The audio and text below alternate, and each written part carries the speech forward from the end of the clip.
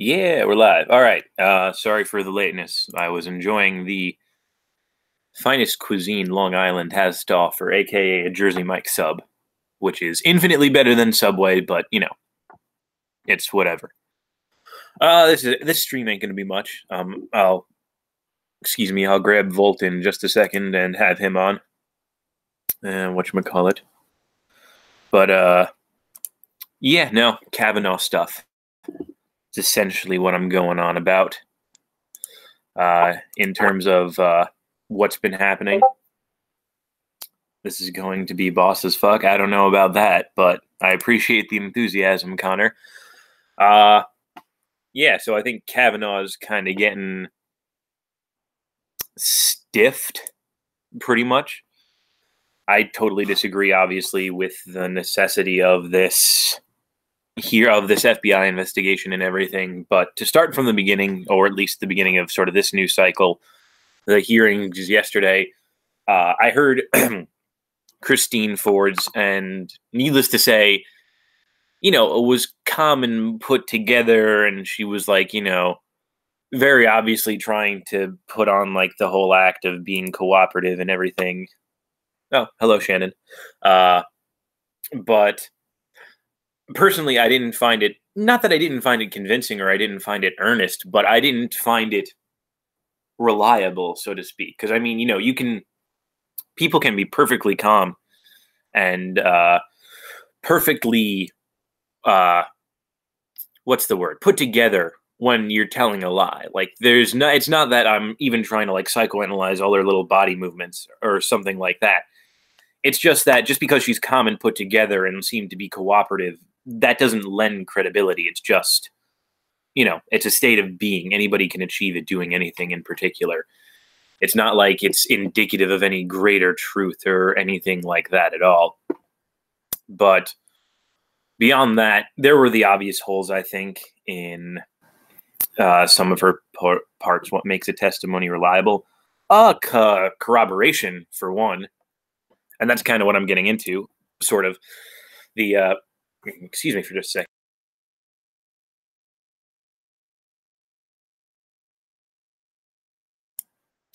Part of what I think makes a testimony reliable is the corroboration, obviously, which is something, obviously, Ford's been lacking dearly this whole time.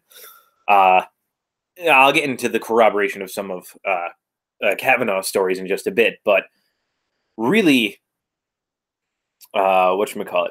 Hello, Shannon, again. But, just because, it's not the fact that Christine Ford doesn't have anybody to testify on her side. It's the fact that there are people who have said this just flat out didn't happen. I know, what's her name? I think it was Hirano who took the stand at some point on the Senate floor and said, oh, no, they just said that they don't remember. No, what's her name? The best friend, I can't think of it at the moment, said, no, this just flat out didn't happen. And so that's not the same as not simply not corroborating. That's a denial of the thing in question ever happening. And that's big. And and I think there was one other person who also denied the party flat out happening. In Kavanaugh's case, what you have corroboration is not his really condition around women. You have corroboration of the fact that, whatchamacallit, you had corroboration that he was kind of, an angry drunk. And the corroboration is somewhat questionable because in one instance, it's coming from a college roommate who it's been inferred is a sort of outlier in terms of Kavanaugh's personal relationships, because it was brought up by, excuse me, it was brought up by Kavanaugh that he did not have the best of relations with this person, and neither did his other roommates. So it makes it seem like it's somewhat of a roommate with a vendetta sort of thing. Although I won't speak to that. If you were to come out and say something, then so be it. But whatchamacallit? It's not corroboration of the fact that he's like some sort of belligerent against women. It's just like that, oh, he drank sometimes, which, is something of a completely different category, a completely different nature to, oh, he was gang raping people. On top of that, Were there opportunities to present that she had corroboration? Yeah, there were people who obviously the FBI hasn't gone out and done the investigation, but there have been sworn statements made under threat of federal offense. So it's not like there haven't been any opportunities. It's just that it hasn't been in the form of a full-on an FBI investigation. But that doesn't really mean much if you're still getting the same result one way or another, which is the sworn statements under threat of federal offense. But yeah. Hey, it's Volt. How's it going, buddy? I'm good. Just trying to wash right now. Trying to what now? I'm just trying to wash a load of clothes. Trying to watch the what? I'm sorry. I'm trying to wash a load of clothes right now. Oh, you're trying to wash a load of clothes. I thought you were trying to watch. What did you think about all this Kavanaugh stuff, Volt? Let's see. Truth be told, I've been barely keeping up with it, but it seems to be really, really ridiculous. Like the way I hear about the Christina Ford testimony, it seems to be really shoddy. Yeah, it does. Well, I was kind of getting into this. The problem is that, first off, there's nothing to corroborate Ford's case. And in fact, there are witnesses refuting that the event even happened. And second off, the corroboration of Ford sort of being like this belligerent character, it's not really all that valid. It's corroboration of him, possibly having had one too many, at a Yale party or at a high school party years ago and possibly blacking out. Again, it's a large leap from, blackout drunk to gang raper. And I think who was it? It was either Mr. Medica or someone else pointed this out that, the Dems are going to try to frame this as something of, well, it's like a simple leap from, oh, he got blacked out, so he might not remember it's happened, to the idea that, oh, it did actually happen and he just doesn't remember it. Those two things are not the same categorically. And so. Yeah, just what do you think is going to happen next? Anyway, you think he's gonna be on the Supreme Court next week or no? I still think so. I haven't checked the election betting odds, which is the thing that Stossel and Lott run, but I think it'd be whatchamacallit. I think he's going to be fine because if the FBI digs, the cool thing is that the FBI has sort of been under an intense amount of scrutiny, which is good for Kavanaugh because the sort of credibility of the FBI has been slandered continually. And so if the FBI sort of goes beyond the scope of their investigation and they start looking into all this petty bullshit about his drinking habits instead of finding out if he's actually assaulted people, then it's not like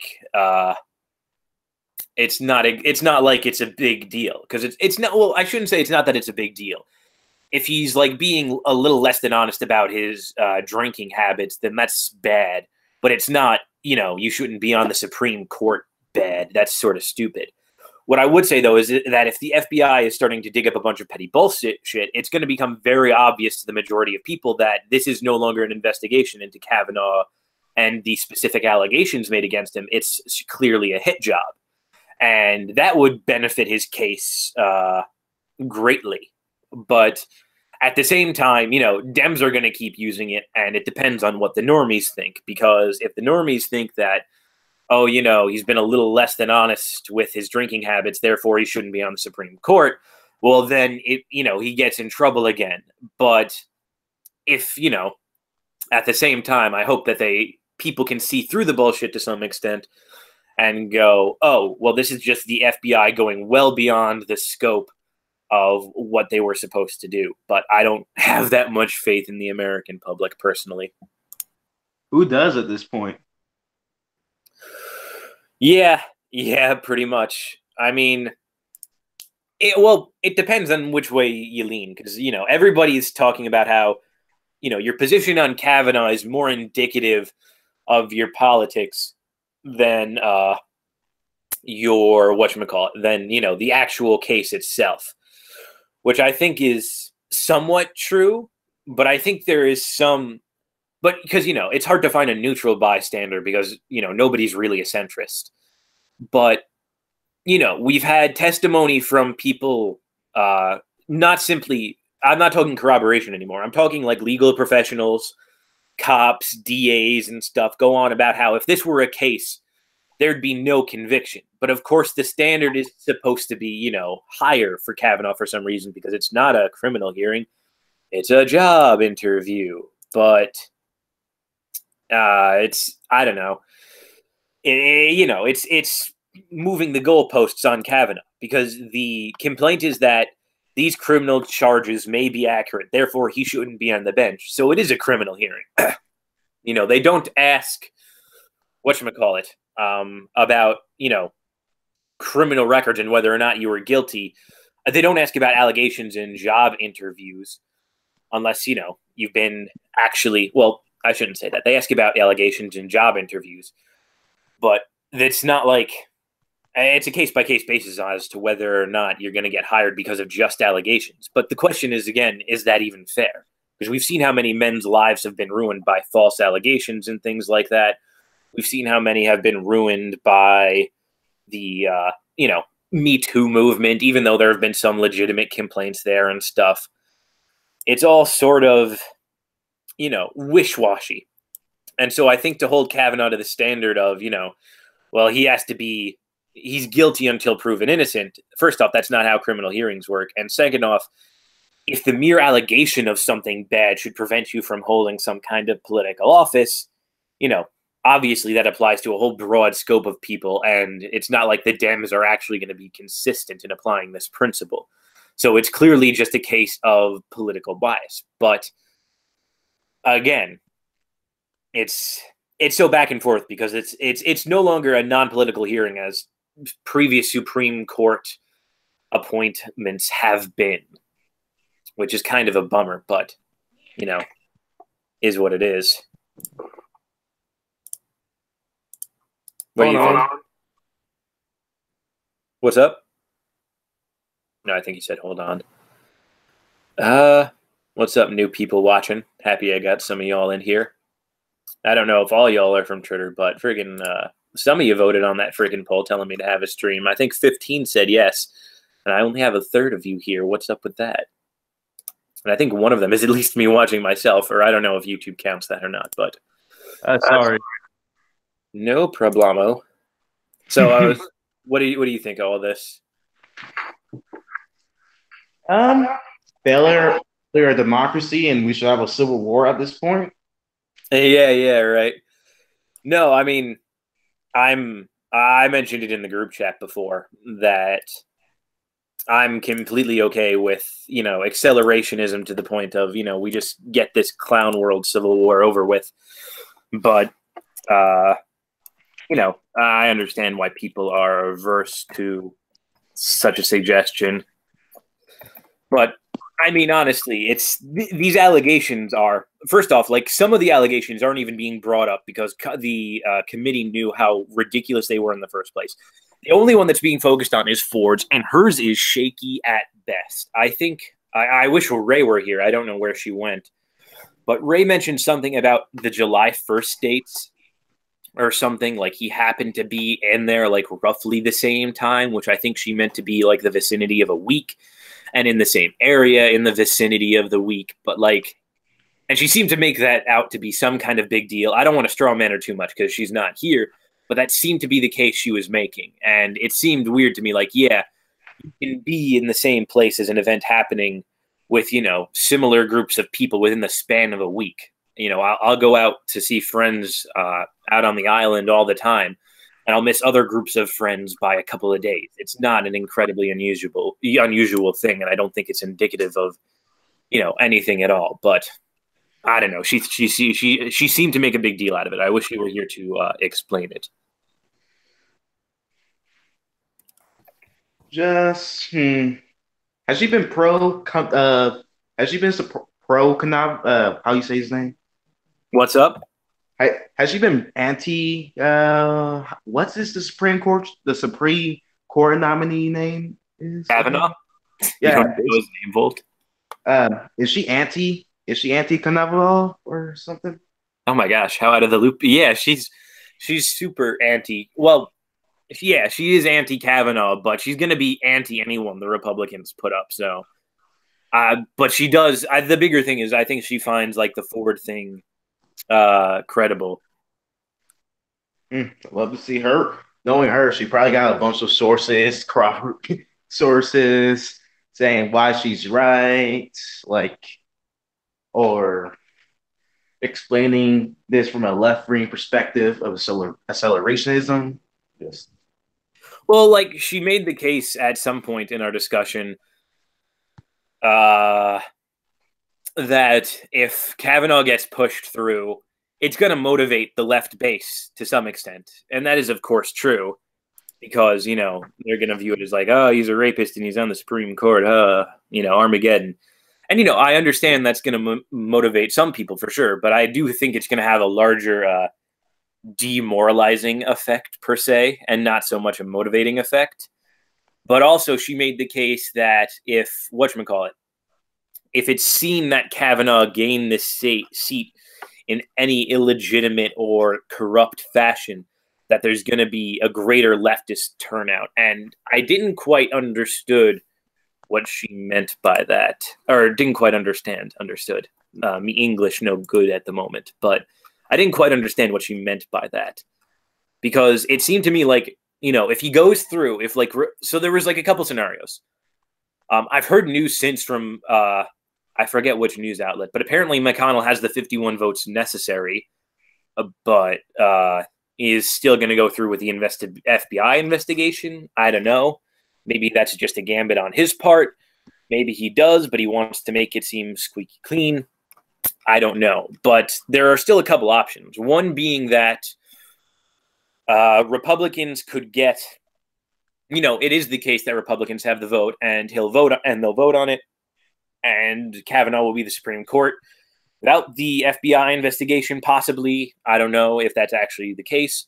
Another case is that they don't quite get the votes, and it comes down to a tie, and Mike Pence breaks that tie.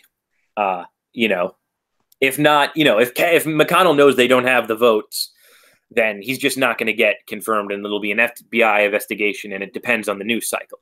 But if it's close enough, then you can always count on Pence to break the tie. And I didn't understand really what Ray was talking about when she said Kavanaugh could get confirmed in some corrupt fashion, because in my mind, either Pence breaks the tie or the Republicans actually have the votes. Like, I don't see the opportunity for the perception of corruption other than just the fact that, you're a leftist and you think that Republicans are, they're obstructing the FBI, they're anti-FBI, which has been the mantra of the left for so long now. It's become meaningless in this case, which again points, to the fact that the FBI has such, it's selective whether or not you choose to trust the FBI in that instance. Yeah.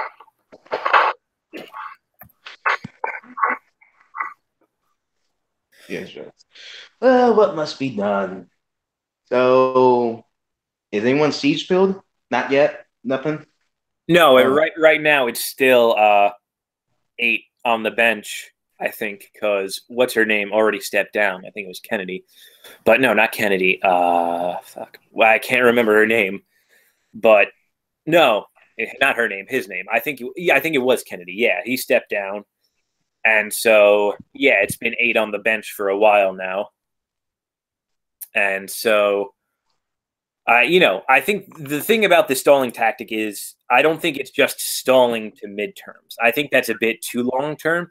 What it really is stalling for is it's stalling until October, which is when the Supreme Court, I believe, comes back into session. And so if you only have 8 on the bench, you're able to stall a lot of cases that might come up the court's way, even though I've heard that, the court doesn't even make any huge decisions until the summer, really. They kind of keep putting them off until that point. But, I could see leftists delaying anything for the sake of, trying to get the decision they want. Because they're certainly not going to get the candidate they want. Because one thing I know for sure is that even if Kavanaugh's confirmed, in the same way, if Kavanaugh's confirmed, if Kavanaugh's not confirmed, it's going to motivate the base for the left. It's going to do the same for the right. So, like, if Kavanaugh's confirmed, I think that's big ups for the Republicans, and that's going to bring in more Republican votes than if he loses. Unless, like, depending on how apathetic people feel, it's like, oh, you got confirmed, we don't need to worry too much. But then if he doesn't get confirmed, that's going to be a great deal of rage and anger and stuff. And I think that's also going to be a good motivator. It might be more demoralizing, like I said, with the left, if Kavanaugh was confirmed. And so I don't know how big the voter turnout would be then, but I haven't been predicting a blue wave anyway. So I think the idea of Democrats, holding on to the seat to the midterms in hopes of changing it is sort of ridiculous. But the only way that'd be really plausible in my mind is that if they do actually delay it until midterms, which would be an incredibly long period of time, and if they manage to delay it up until that point, then possibly there might still be hope because it'll motivate enough of the base, knowing that there's still that open seat on the Supreme Court. But I don't think Republicans are going to have that. In my calculation, if Brett Kavanaugh isn't confirmed before midterms because he either withdraws his nomination or something happens and he's booted out of the process, I don't know how it works entirely, some other Republican is going to get nominated. I don't think the Republicans, even the neocon establishment, are going to be dumb enough to let this one sort of, slip through their fingers. But I don't think they're going to let Kavanaugh slip through their fingers either. I think, there's going to be an FBI investigation. I think that it's going to be either nothing or the same petty, like, oh, he drinks, therefore he's a rapist, that we saw in the hearings. And, I think that's going to be enough for Jeff Flake to vote yes, if not be completely chastised by even the Republican establishment. Because, one of the phenomenal things about the hearing before was the fact that Lindsey Graham grew a set of balls, which, praise Jesus, miracles do happen. But, yeah, I don't know.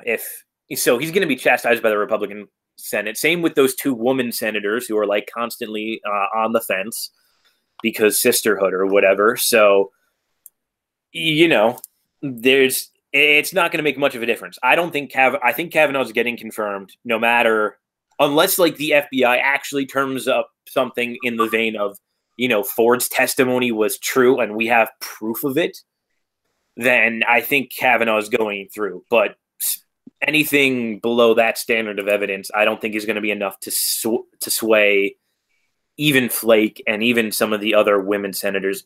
Even if something does come out of, like, him, oh, we dug up this old report from Yale about a noise complaint to Brett Kavanaugh's dorm as he was partying. And it's like, you're going to be a puritanical ass about it and try to misunderstand the, social dynamics of college and high school, then fine. That's going to get him confirmed because everybody's going to see through that. But, if it's actually confirming any of the alleged victim stories, then so be it. But if it's not that, then Kavanaugh's going through. So that reminds me of a point with Thomas Sowell and Hillary Clinton, because he said he wouldn't vote for her because of her Supreme Court nominees. Thomas Sowell wouldn't vote for who now because of the Supreme Court nominees? Like for Hillary Clinton, like his main point was that he was worried about the Supreme Court justices being nominated. So that's why he voted against Hillary Clinton, besides her foreign policy record and her voting record. And I'd think her economics, because, I mean, if anything, I know Trump isn't like a free market kind of guy, but I can't picture Sowell at all favoring Clinton's economics in particular over Trump's. And I know he blames the Clinton and the Clinton policies for the housing crisis. he blames who now for the housing crisis? Clinton policies. And what in particular, though? I think it's due to the. I don't remember exactly, but don't quote me on this. But I think it's due to the Community Reinvestment Act thing. Oh yeah, he's okay. Yeah, the community reinvestment thing. Yeah, that's a case that a lot of people, a lot of free market types like to make against Clinton, and it's a good point, which was actually whatchamacallit, vindicated by the alt-hype of all people, who pointed out that blacks and whites of the same credit score have actual different default rates, where that blacks will still default more even if they have the same credit score as whites. So whatchamacallit, I just got locked out of my Twitter account again. But anyway, yeah, no. So again, anything short of the FBI actually proving Ford's case or any of these other chicks' cases, I don't even know their names because I think they're that irrelevant. It's that's going to be it pretty much. That's the only thing that's going to sway people, I believe. What about you? Just enjoying the madness. That's pretty much it. Well, I'm surprised you've remained so sort of out of the loop in this issue, because it seems that, this would be of something of substantial. I know you're talking with Nero about more questions of a more philosophical nature, but I thought you'd be at least more interested in the Kavanaugh hearings than you are. Just Supreme Court. Supreme Court is not my interest or the law. The only thing that interests me in the law is like common law and criticizing judicial activism. Other than that, I have no real vested interest about defending Monk Constitution. You know. Yeah, no, I get that. And I think then the Kavanaugh thing is something you should be at least partially interested in. That, there isn't really. Kavanaugh is certainly going to partake in any judicial activism. And, nobody that the Republican Party nominates is either, for the most part, unless they nominate someone with a really shaky record. But I don't think they're going to do that. But then again, I also don't think they're going to be turned off from Kavanaugh. What are your thoughts about the comparison between the Black Supreme Court justice who face a very similar situation? Clarence. No, Clarence? Was it? Which justice was it? Hold on. Yeah, it's Clarence. Yeah, it is. Well, it's like the same deal. In my mind, the way you judge the validity of accusers and how earnest they are in actually receiving justice is whether or not they stick around after all the political hullabaloo is done. Because, it's the same thing that happened with Trump and the same thing that happened with Roy Moore. Roy Moore was accused of sexual assault.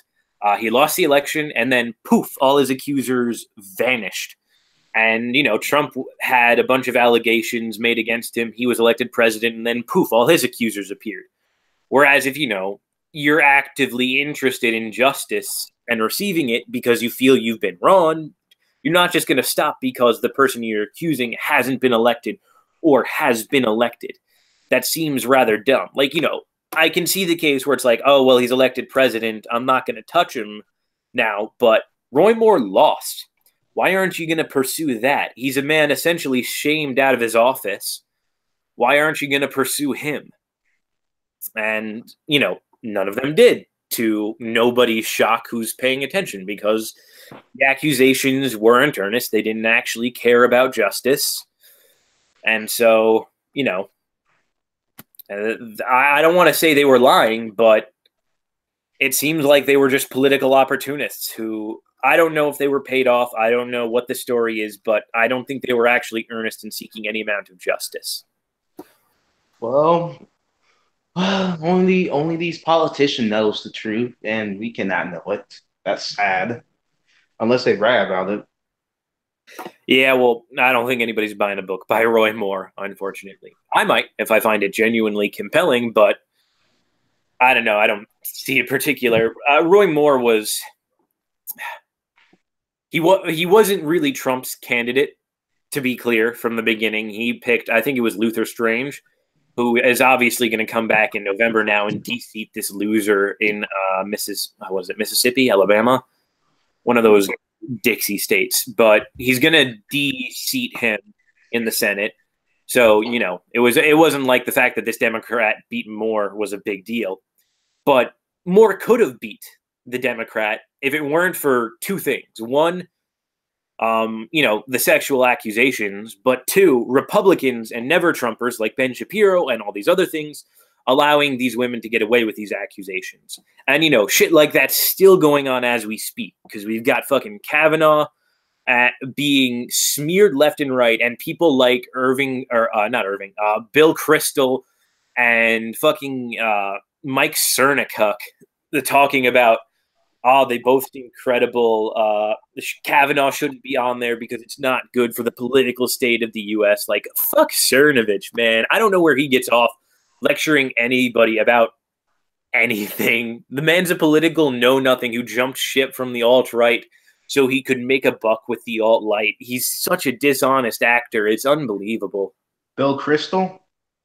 Yeah, Bill Kristol. The fucking... Actually, he once argued for demographic displacement. Think Yeah, about no, that. I know the tweet you're talking about. This is the same guy who says that, Americans who cheer for less legal immigration should be replaced by new Americans. He's peak neocon. He's peak establishment. Well, And, he's peak Jewish, but no one gonna mention that. Yeah, he can't mention that. But I mean, establishment and Jewish. What's the difference? Or am I right? Just with Crystal, have you seen Trillo Tom's video on neoconservatism, right? I didn't watch the whole thing. I agreed with, I listened for like the first 10 minutes or so. I agreed with all the points he made. It wasn't a topic that particularly interested me. All right. He have a clip of Bill Kristol arguing for that, the demographics displacement thing. Oh, yeah. Not only has he said so in tweets, he's gone out and given talks about it. It's not, shocking. But, it's Bill Kristol being Bill Kristol. And it's people like him who it's people like him who say it's like, guess I'm okay with killing political opponents because it's like, even though, you're not supposed to be, because fucking he's talking about actively advocating for the demographic replacement of the people of the United States. Like, you can't view that as anything but a threat in itself. Like, to go back to like the old days of when we bought into sort of a Hoppian mindset, this is like the force of government being used against you in, a very open way. And so you have the right to respond to it with force of your own. And so, it's like Bill Kristol dropping dead is not of a particular, it wouldn't concern me greatly. I heard his father's better. Yeah. Who was his father? Irving Kristol. Wasn't he the guy who made movies? I don't know. I know he just founded what's that magazine he works for? It's something interest, something. Was American for me? Yeah, okay. He's the godfather of neoconservatism, founder of various magazines. Hold on, I'm looking up his wiki. He's an ex-communist, father of neoconservatism. So he was a fucking trot who just got mad. Yeah, man. Where I never understand why there's always like a communist link between the neoconservatives and that. Oh yeah, they're all butthurt trots, and that's the thing. They're people who believed in global revolution and thought the world couldn't be safe without it, except when they came to America, they replaced the global revolution for the uh, workers with like a global revolution for neoliberalism, and that's essentially it. There's not too much more to talk about there in particular. Well, the only based ex-Trotskyite is James Burnham. I don't know him. Who is he? James Burnham is the author of The Suicide of the West and The Managerial Revolution and Machiavellians. Like that's like his three most famous books. Hmm. He also worked for the National Review for a while, but he was never really like a neocon. But the Was he guy, more like of a Buchananite kind of? yeah, that like he'd be more of a paleo conservative along with Pat Buchanan. That's that like he's like the only barely relevant paleo conservative, Patrick Buchanan. Okay, well then he doesn't sound too bad. Paleo conservatives, I think, in general, have the right touch, but there are obviously some things I think they could improve on, but it's not like you can ask for perfection from these people. I don't know. They're critical of liberalism, free trade. It seemed to be right up in your alley. Yeah, no. They hit on a lot of the right notes. Just, I think, within that sort of conservative bent is still, at the end of the day, they're still liberals. And I'm going to say they're liberals. Not no. I mean, they're not liberals to the extent neocons are, but they're also not whatchamacallit. They're not like anti John Locke, I would say. They're not anti John Stuart Mill or like the English Enlightenment, anything like that. They're just Well, they're just they're just more Burkean than others to some extent or another. But even Burke isn't explicitly as anti-liberal as some would like to make him out to be. no, let's see. Who's the true conservative? That French monarchist guy. Um, the Demestre. the Amastre. Yeah, well, I mean, he's a flat out reactionary, and we haven't had good reactionaryism in this country in God knows how long. But Will you consider Alexander Hamilton to be a reactionary because he was basically a monarchist? yes and no. Hold on. Chancellor of Memes said that's the shoddiest and most low effort attempt at defining neoconservatism. I don't know how long ago that was, so I can't say what that was in response to. But I don't. I mean, I don't know who he's referencing. If he's referencing something you or I said, or if he's referencing the True Deal Tom video. But I mean, I don't. I'm not gonna try to just say, oh, everything neoconservatives want is wrong. I'm always trying to argue on a policy by policy basis. Like if there's something a neocon says that I think is right, I'll agree with them, not because it's a neocon policy, but because I like the individual policy. And so, I'm not into the idea of wholly dismissing ideologies. Because, I mean, I'm someone who's kind of grown in infatuation with people like Slavoj Žižek and certain other schools of leftist thought. Like, I watch Comrade Pierre Trudeau, so I've been introduced to a little bit of De Leonist thought in terms of American communism, which seems interesting enough. And so I'm not going to dismiss whole ideologies. I'll dismiss individual policies from those certain ideologies, though. See, I am just pretty much in my own world right now. I mean, like I'm basically like just reading like a bunch of books, like I usually do. Mm. Well, there's something else I wanted to bring up about the hearings to kind of get back on topic. Cory Booker, in the course of his little Not his second I am Spartacus moment, which was another huge flop where he walked out of the committee room, but more so, whatchamacallit, the little speech he gave on the Senate floor about, no, it wasn't the committee, never mind.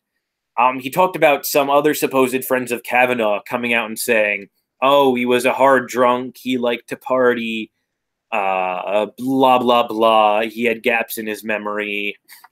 And I immediately raised an eyebrow at this because I'm shocked, one, that this hasn't come out up until now.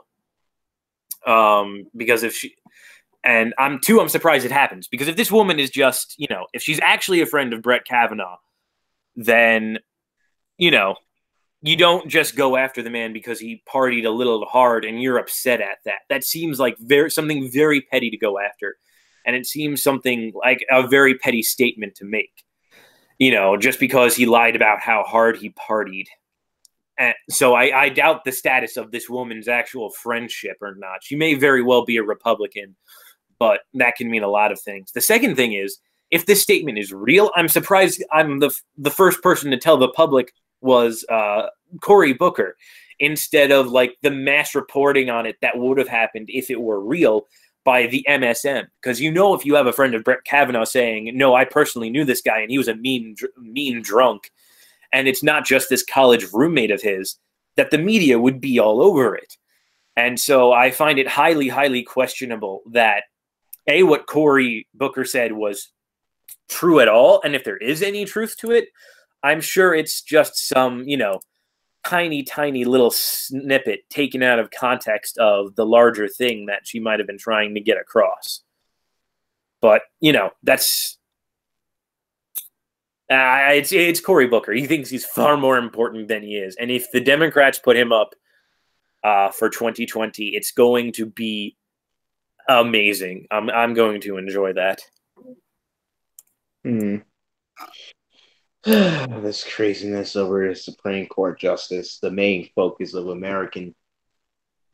Let's see. I guess the public always need their distractions, I guess. Yeah. Some of it's bread and circuses, but it's very obviously clearly just an attempt to stall by Democrats.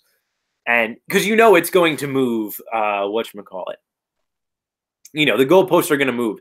If nothing comes up in a week, like it's very likely to do, or then, the Democrats are just going to say, oh, they don't have enough time. You have to expand it. And then it comes down to Flake and those women senators again as to whether or not they're going to agree with that. I hope Flake, Lindsey Graham grew balls, and so now Flake is kind of the establishment cuck, but we'll see where that goes. And if it does turn up enough and Republicans are still prepared to go through with it, then the Democrats are just going to, try to stall. Hopefully, again, Flake is on their side. Hopefully he's going to be content with the investigation for the week that it's going to last, and is also going to be content with whatever it may find, if it finds anything at all. And, at that point, it's just going to be Republicans versus Democrats. But, I don't know what we can expect out of him. Yeah, Chancellor of Meme says, there are some interesting neoconservative thinkers like the Paul Menentz, the Mishima faction of the LDP, and the neoconservative thinkers that oppose Gandhi's progressivism in India. I don't know anything about any of those instances, so I'd be happy to learn more. Because not all neoconservatism may very well be the same, so I'm happy to look into it. But then again, most American neoconservatives since the 1990s are basically red Democrats. Yeah, exactly. That's my broader point, that the establishment on either side is pretty much indistinguishable. And so, obviously there's little features you can kind of pick at here in terms of, welfare programs, certain foreign policy programs, certain justice reform, tax reform, yada, yada, yada. But those are really, really surface details springing from what is essentially the same philosophical well. So I don't think it's much of a distinguishing difference.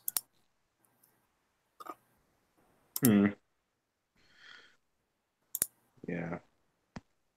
Other than this hearing, what you been up to, and what you been up to besides like following this dumpster fire? Anyway. Uh, I'm gonna do another stream tomorrow with Ray and the bunch for Authoritarian to Different Ends Part 7. But other than that, school mainly. That's kind of why I've been meaning to do just a stream by myself for some time and review whatever. There's whatchamacallit. There's a paper by Schopenhauer on women that I've been meaning to look into for some time.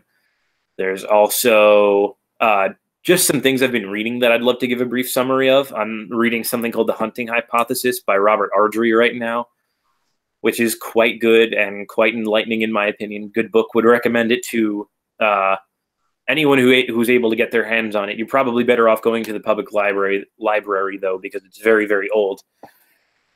But yeah, I've been when I'm not doing politics, I'm doing school, and when I'm not doing school, I'm chilling. What about you? Just right now, back to school, trying to write something right now about Fukuyama. Like you Yeah, recently, you've been reading a lot of Fukuyama, haven't you? yeah. Somebody in chat, U.S. Marine Hyde says, "Is that voltage?" And I think he's asking about you. Do you know U.S. Marine Hyde? I don't know. You might have just broken his heart. But yes, U.S. Marine Hyde. That this is indeed Volt. And Chancellor of Memes says he enjoys Schopenhauer. Yeah, Schopenhauer is an interesting guy. Who I think he was Hitler's favorite philosopher. So that should say a lot. Oh, I know Nietzsche hated him. Oh, it's Mustard. It's Mustard Marauder. Okay. Oh, I don't know who you are. You know Mustard Marauder. He's from the fucking Discord. I don't know who he is, man. I don't know. Oh, man, you're right. You know Mustard. He's been in like Trudel Tom's Discord for like God, I don't know. Since like back when it wasn't even his Discord. Since like when it was Moist's Discord. Like, man, I just don't know who he is, man. I don't know, man. Oh, Mustard, I'm sorry, my guy. But oh man, no, I think he's chilling on Instaliqui's Discord mostly nowadays, but of course I still see him around. I see you, Mustard. But other than that, I put in the description that I might talk about Chancellor of Meme says Dostoevsky whatchamacallit. Goddamn. Dostoevsky is also one of my essential reads. Yeah, I've been meaning to get into Dostoevsky too. I haven't picked up a piece of fiction though in I don't know how long actually. I think it was like probably I had to read A Wrinkle in Time as a book project for 7th grade.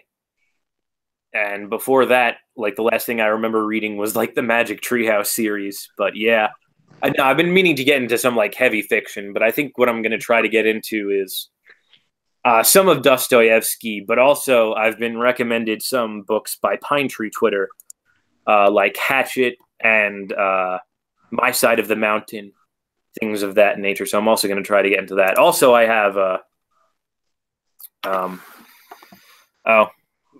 Mustard says you're just scared of him, Volt. Oh, wait, Oh. Instacree has a Discord? Yeah, she does. She had done for a while, but it's like a private Discord kind of. Well, it's like if you ask her, she'll let you in. She's not that picky. It's pretty busy, but yeah, no, I thought you were in that Discord, Mustard. My bad. It's not like you're not missing much by not being in it. I haven't paid attention to it for months now, so it's not like you have to be there. But no, did you want to talk about the things Enver was saying in the group chat about Jordan Peterson at all? Because I did actually say I might talk about that. Ooh, Jordan Peterson. I just think he's a good psychologist. Just Yeah, pretty much. I mean, that's all I have to say about him too. I don't like him philosophically. In fact, I consider him philosophically on par with Sam Hyde, if somewhat better, because he's not coming at it with this dumb particle metaphysic. But you know, they're both different variants of neoliberal, and they just have different bases for upholding it. And so, I don't I, know. Like I find ex-Hova views on Peterson to be kind of weird when I posted that video. whose views of Ex-Hova, real, the guy En- with the Enver Hoax? Enver, yeah, he's. yeah. I don't know who Enver Hoax actually is. Apparently, he's a pretty well-known communist, but I hadn't heard of him. Um, No, like he was on your channel like several times. no, I know Enver the person, but Enver Hoxha is a real person who he's named after. And Uh, apparently, that Enver is a very well known communist who I didn't hear about until I ran into the guy we know who is using his namesake. That's what I mean. Wait, someone in the chat told me I said Sam Hyde instead of Sam Harris, which yes, if I did mean Sam Harris, if I said Sam Hyde, but I'd actually go a step further and say Sam Hyde is an infinitely better philosopher than both Jordan Peterson and Sam Harris. So that's a quote. But did you hear about the $1 Million Extreme subreddit getting nuked? no. Uh, I know because I don't really have friends who troll Reddit, and I'm not talking about e-friends. I'm talking about like people I've went to school with and am going to college with and keep in touch with. But I had one friend who was really into. He was only on two subreddits ever, which was the Red Pill subreddit for like not MRAs and PUAs, but kind of, and the $1 Million Extreme. And $1 Million Extreme got nuked, and he was really bummed about it. Oh wow. Yeah. Well, it's like, the internet is constantly trying to purge people it doesn't like, and Sam Harris was first, probably like the first instance of um, uh, hard right censorship to cite, like well before Alex Jones. But absolutely nobody stuck up with him except for like the alt right who happened to know about him, and it's a shame because he was really funny, regardless of whether or not what you thought he was doing was racist. He was whatchamacallit. Charming? What? Charming? Yeah, he was, well, maybe not charming, but he was just fucking funny. It was like he was the next incarnation of whatchamacallit, like Jackass and all that shit. Because I mean, Jackass isn't politically incorrect per se because they're just doing harm to each other, which isn't like a big deal. But they're not politically correct either. Like they don't try to pull punches. And like if you've seen what Johnny Knoxville has been doing, he's certainly not a politically correct character. Like Sam Hyde and the $1 Million Extreme and World Peace and shit like that. That was the next step of Jackass. That was the next evolution in like this really out there sort of absurdist comedy that Adult Swim had the ground floor on. And they just kind of shut him down over bullshit. And it's really disappointing. Oh man. Oh, Chancellor of Memes is telling me who Enver Hoxha was. Enver Hoxha was the communist leader of Albania. He was so paranoid he had his country build like 500,000 bunkers because he feared the West were going to invade him. Oh, he's the bunker guy. See, I used to know Poland Ball pretty well, and I wasn't a part of the community on Reddit. I was a part of the community on some godforsaken other app that I won't mention. iFunny? Shut up. Shut up. we don't mention that place here. But yeah, it was, I always knew Albania was the bunker place, and I'm just like, oh, they have a lot of bunkers, and that's the meme. I didn't know Hosha, because Rodin's telling me that's how to pronounce it. Enver Hoxha was the one to build all of those bunkers, but so be it. Now I know the history of the meme. So wait, yeah, yeah, have you ever read a little bit of Fukuyama? Because I've been like You want to go off on Fukuyama? yeah. All right, go off, King. Go off. So you ever read him? Because I've been indulging him lately, like a lot. I no, I haven't read any Fukuyama. I have only heard secondhand accounts of what Fukuyama has written through people like mainly. I can't even say through people in general. Mainly Slavoj Žižek, who has been my input for what Fukuyama has written, and he's not been kind to Fukuyama. But you've been reading the primary sources, so enlighten me on how to be a proper Fukuyamaist. It's not like he's not. It's the thing is like Fukuyama is basically like a liberal democratic theorist. That's the best way to describe him. Yeah, well, Yeah, like I'm familiar with like the end of history and that kind of hypothesis. yeah.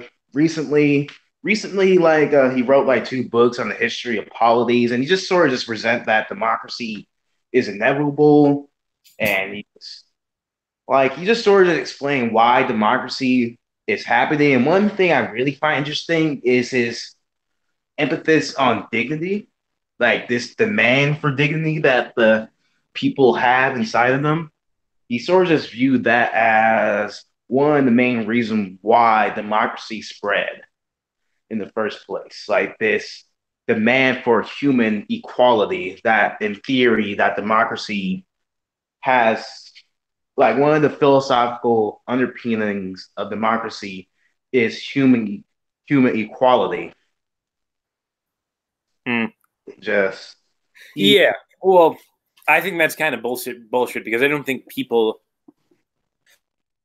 palsy an assumption that you get when you buy too much into the fucking veil of ignorance, which is that people demand equality and that you assume people want an equitable society. I don't think that at all. I think people, whatchamacallit, people want, to not be treated like shit in general, but that doesn't mean being treated equally.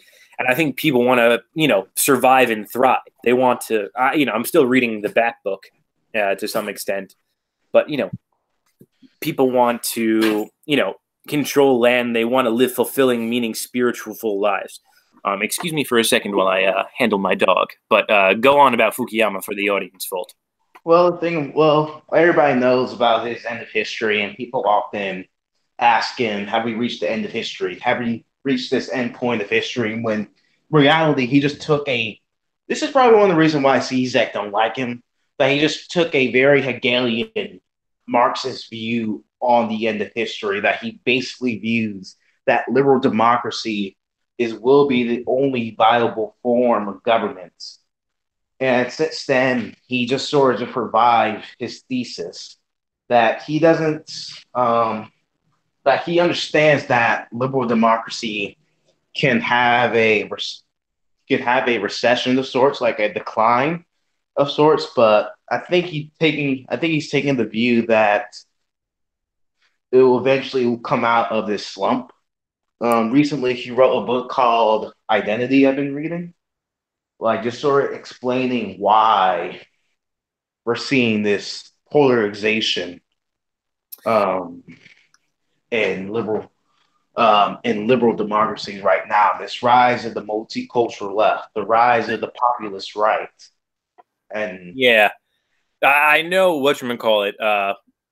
Caitlin, Michelle Caitlin was talking about how she, or she said something to the effect of, so you write a book called The End of History, and then who was it that wrote the response to it? his mentor Samuel Huntington. Yeah, and then Huntington wrote the response, and then Michelle accused Fukuyama of basically stealing Huntington's thesis in his response. But I Yeah, understand what that's you're saying now. It's not really so much that he's stealing the thesis, but rather he's trying to save his initial thesis by accounting for the rise in nationalism and things like that. like all his work's been like a refinement of the end of history. But there's been an article saying that he conceded to Huntington Clash of Civilization. But I still think he's ultimately I still think that Fukuyama thinks himself of being right in the end because he is a Universalists and Huntington expressed skepticism of the globalization and the universation of democracy.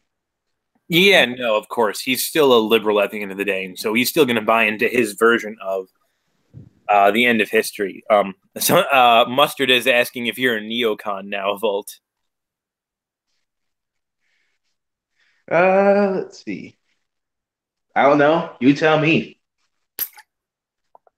It does well. It doesn't seem like you are. It just seems like you're investigating the concepts. Also, Chancellor of Memes is saying Tito was probably more of a philosopher than Hoxha, which is true. Tito was, in my opinion, the best communist leader, second only to, I'd say, Lenin, because he was more of a philosopher, and then Stalin, and and then probably Mao, and then probably, I don't think, what's his name, Xi or Deng Xiaoping, or what's like the dangest guy's name? I can't think of his name off the top of my head, or Deng X. Xiaoping, whatever. But Deng Xping.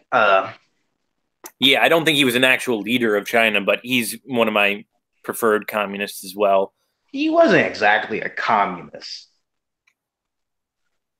Well, he was, you know, it depends on what you think of Maoism, and is Maoism real communism, yada, yada, yada. I don't prefer to get into the revisionism myself. You know, neither does Zizek, so perhaps I'm being too much of a Zizekian here. But also, whatchamacallit, to answer Rodin's question, lol, didn't Hegel think Prussian Academy was the end of history? No. No, he didn't. It's an understandable conclusion to come to from his writings, but he was sort of just writing for his time in some respect. He didn't think it was the end of history, but he did sort of hint that it is what he thought the end of history would look like in some aspect. Hey, have you read Rothbard's interpretation of Hegel yet? I saved the article, I think, by what's it, Mises or whatever, but I'm not gonna. I'll save it for another stream in particular. But whatchamacallit, yeah, he basically extracted. Who's he talking? Hold on. Yeah, he basically extracted the Marxist theory of late capitalism and replaced it. Oh, he's talking about Fukuyama here. Yeah, he basically extracted the theory of late capitalism and replaced it with democracy and liberalism. And he's reminding me that Clash was by Huntington. Thank you, Chancellor of Memes. And we got a hot take here, which I haven't read, so I don't actually know if it's a hot take, but by somebody green. Cyan? I don't know. Liberal democracy will lead to a classless, stateless society. That society will be everyone plugged into VR getting pumped with automated food paste. So basically the Matrix. And yes, if it's actually a classical liberal sort of libertarian society, I could very much see us ending up in, cyberpunk Matrix future. So not a hot take. Perhaps not a hot take to me because I agree with it, but I suppose that would be a hot take to the broader public. I don't know. With Fukuyama, he kind of takes like a positive view of the EU, so we might see that instead, having like a bureaucratic mess of a system. Yeah, well, I mean, the elite are constantly running loops around the bureaucracy every day, so to think that they can come up with a way to eventually get us into the food paste, Matrix machine pod things isn't a huge leap for me personally. It's Deng Xiaoping is the way to pronounce it, I'm being told.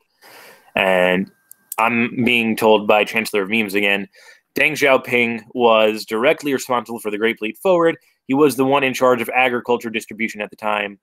We all forgot this law. Oh, okay. So, see, that's funny, actually, because from what I've been told by Zizek, Mao actually took responsibility for the failure of the Great Leap Forward.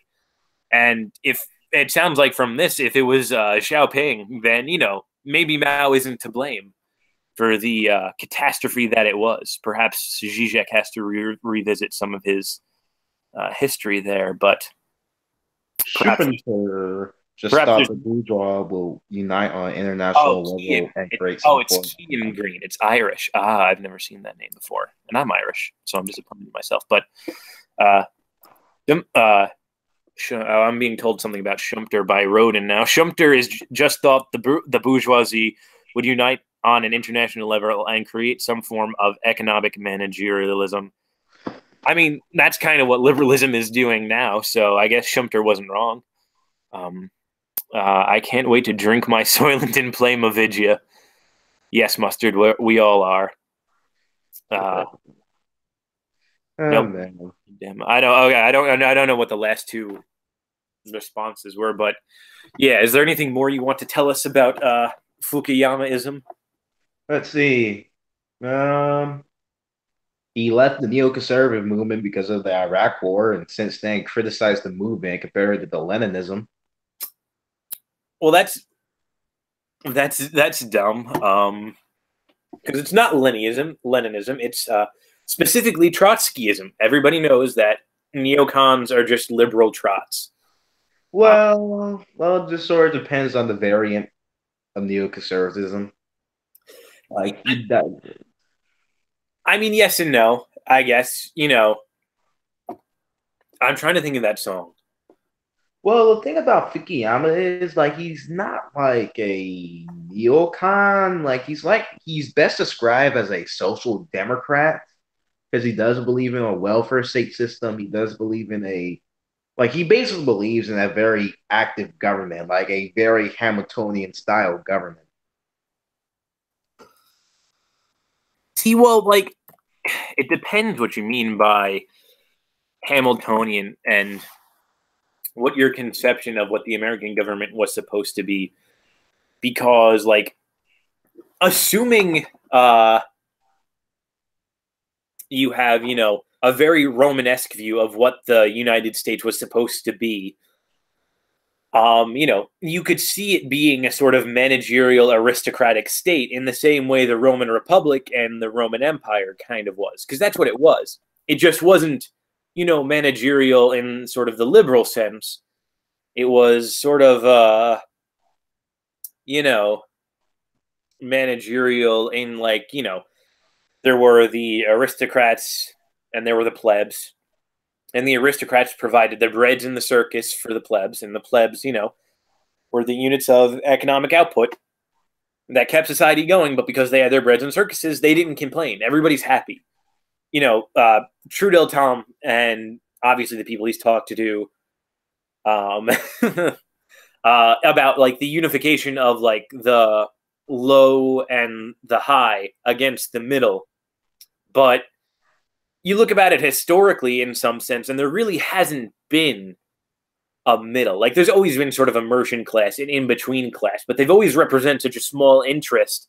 It's hard for them to be considered a whole class. There's sort of always just been, lower upper and higher lower, never really a proper middle class. And so I don't think, to say that, there's this sort of unification of the high and the low against middle sort of betrays some of history in which the high and the low were always sort of together because there was no middle. And so perhaps you could make the case that this sort of managerial system, if it weren't for liberalism, was a return to a more traditional form of governance almost. But you'd have to talk about there being a definitive high and a definitive low, and very little chance for improvement between the two, and without this illusion of freedom. But you won't have that nowadays. Yeah, talking about Juvenal. Yeah, exactly. That's who I'm kind of referencing. So that seems to be a little more Aristotelian view of politics, like the high versus the low versus the middle. That seems to be more like a Aristotelian view of it. I don't know about that necessarily. I know was Aristotle anti-democracy like Plato was? Aristotle, he was, but at the same time wasn't. He sort of just views the middle as the best form of government. Well, yeah, I mean, he had it. I know he had his own versions of, he had the golden mean, obviously, and stuff like that, where he thought everything good was sort of in the middle. He had this theory that, a vice is either great excess or being over Puritan, and the virtue lies somewhere in the middle, which I kind of agree with. I just don't know how that's applied to governance necessarily, because I don't think the middle way is this sort of equality and democracy kind of thing. Because I don't think Aristotle supported any form of, egalitarianism for sure. But I don't know what he thought in terms of Plato just out and out advocated for a form of philosopher kings in the Republic. But Just, I don't know. Like with Aristotle, you can interpret him as a monarchist of sorts or a republican. Like, um, like we all know, like republics doesn't really equate to democracy, but it kind of fits into this Aristotelian view of politics, saying viewing republics as the best form of governments. Like, sort of just goes along with the high versus the low middle mentality that Juvenal like to present. mm-hmm. It's, Yeah, no, Mustard actually made an interesting point, and that often it's really the aristocracy versus the king and the lay people. So, well, see, here's the thing. Normally, it's the aristocracy as sort of this middle who is always trying to become the top that normally ends up allying with the peasantry in order to overthrow the kings and install themselves into positions of power. That's sort of where we get this Whiggish form of liberal democracy from, if there's any other form of liberal democracy, really. It's, it wasn't instituted because the masses wanted, in particular, power for themselves. It was instituted because the aristocracy, who were right below the king, and the landed nobles wanted more power for themselves.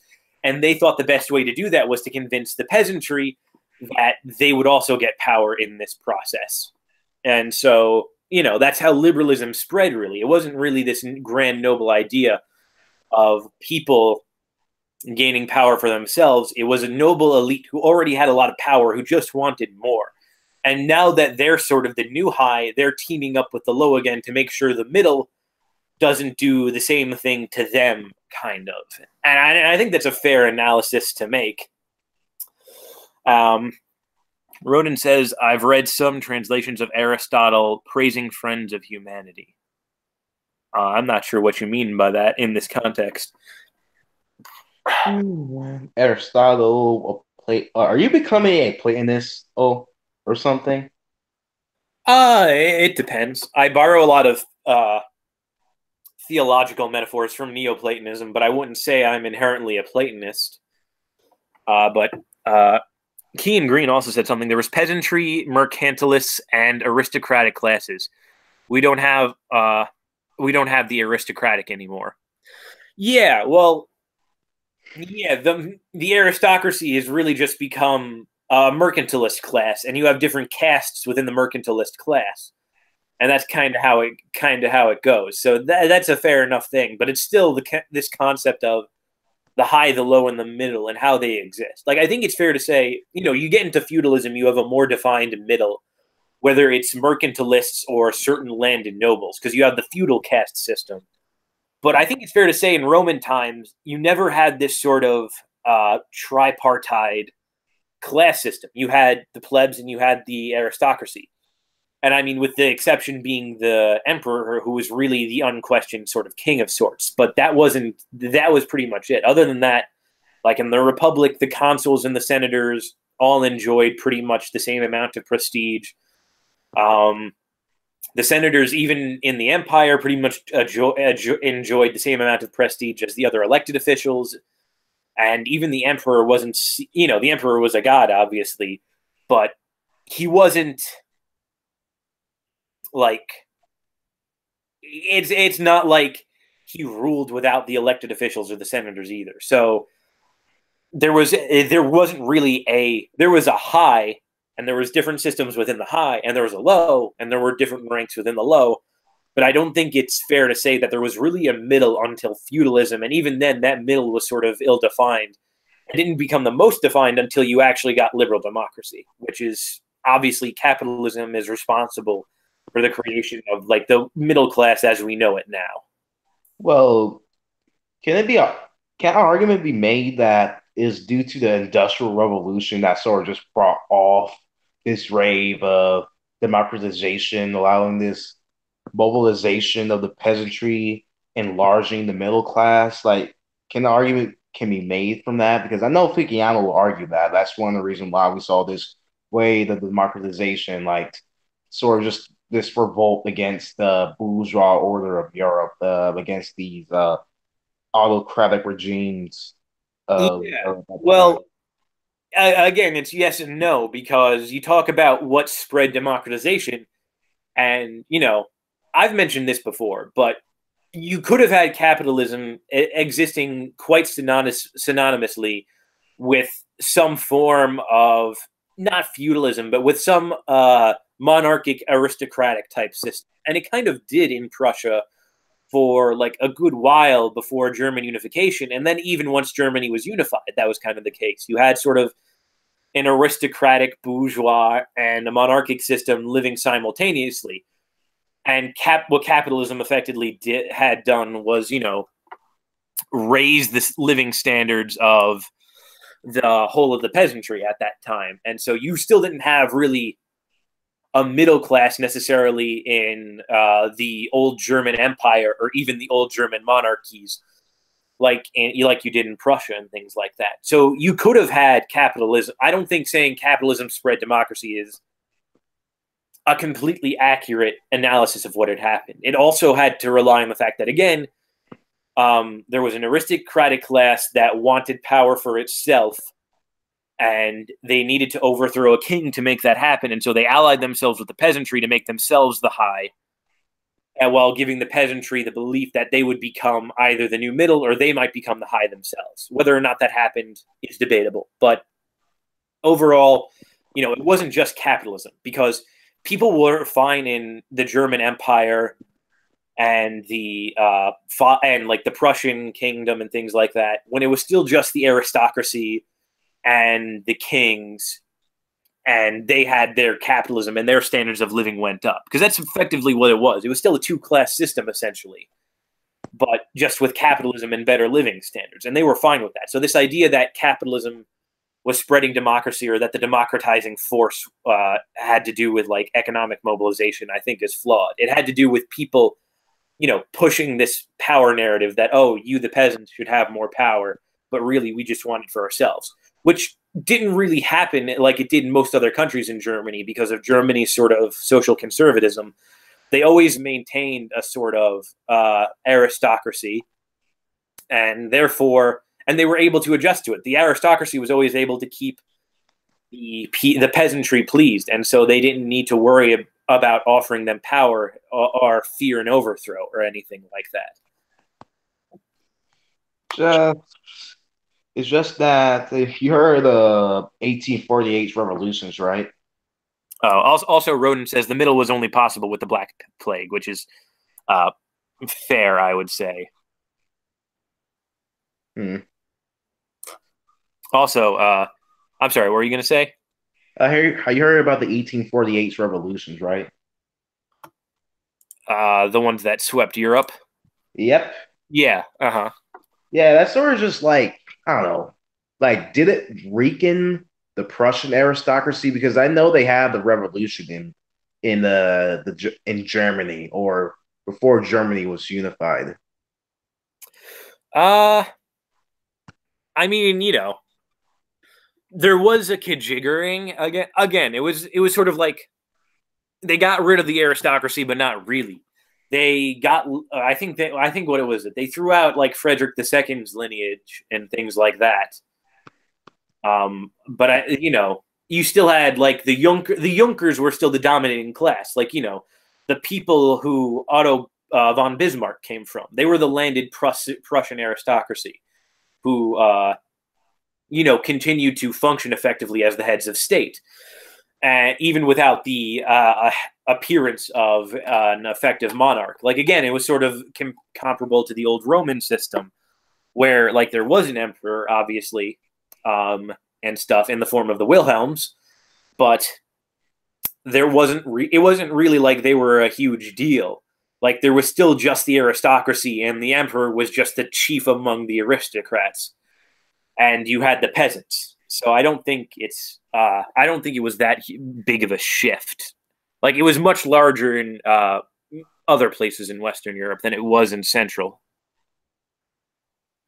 Hmm. Yeah. Kian also says, yeah, Evola talks about a warrior class, but I don't think he talks about it as he does talk about it as separate from peasantry. It's kind of like the aristocrats we've been talking about. You have sort of this aristocratic warrior class that's supposed to be effectively, to borrow a whole mishmash of terms, they're supposed to be essentially function as the whole society's ubermensch for everybody to live up to and whatnot. But they're the ones who are supposed to be the aristocrats. Whether or not they end up being the aristocrats was another matter. Chancellor of Memes also says, I would argue capitalism was starting in. Hold on, I gotta move it because something's in the way. Capitalism was starting in the late Ottoman Empire when they started granting the right of property to some of the lower classes. I've actually read a little bit about the economic systems of the Muslim world. And from what I've read, there were some things that gave them an early economic start, like certain things they had in terms of banking systems. They essentially functioned as town storages, like everybody put money in and anybody could take money out to some degree. And then it sort of got corrupted because only the elite could do it then, and only the elite could store their money because, like, there was never usury. There was never interest in any of the Muslim empires. It's an interesting point. So there were some ways in which they had early stages of capitalist development, you could say. And I guess you could tie this into primitive accumulation if you wanted to. I don't know particularly because I haven't done a lot of reading into it, but certainly none of the Muslim empires had the makings of capitalism writ large, because their economic system was very, very much constrained by their religious beliefs, far more so than Europe was, because you got away with charging interest in Europe because even though Christians couldn't do it, the Jews got to do it because it was seen like, all right, we won't do it, but we'll let them do it for us. And so you had the development of a banking class, and you also had the guild system, which is something Muslims didn't have, and which were like primitive unions, but at the same time, they also sort of enforced working standards. So there's a lot of stuff that Muslims didn't have because they maintained a much more traditional economic mode of operation that would have never allowed them to have developed capitalism. But it is an interesting theory that I think would warrant more exploration, I should say. I know J.A. Schumpeter will argue that capitalism started in Venice, like due to the banking system they had there in the Italian city-states. Um, even then, that's that's a big topic of learning about the banking situation in Italy at the time.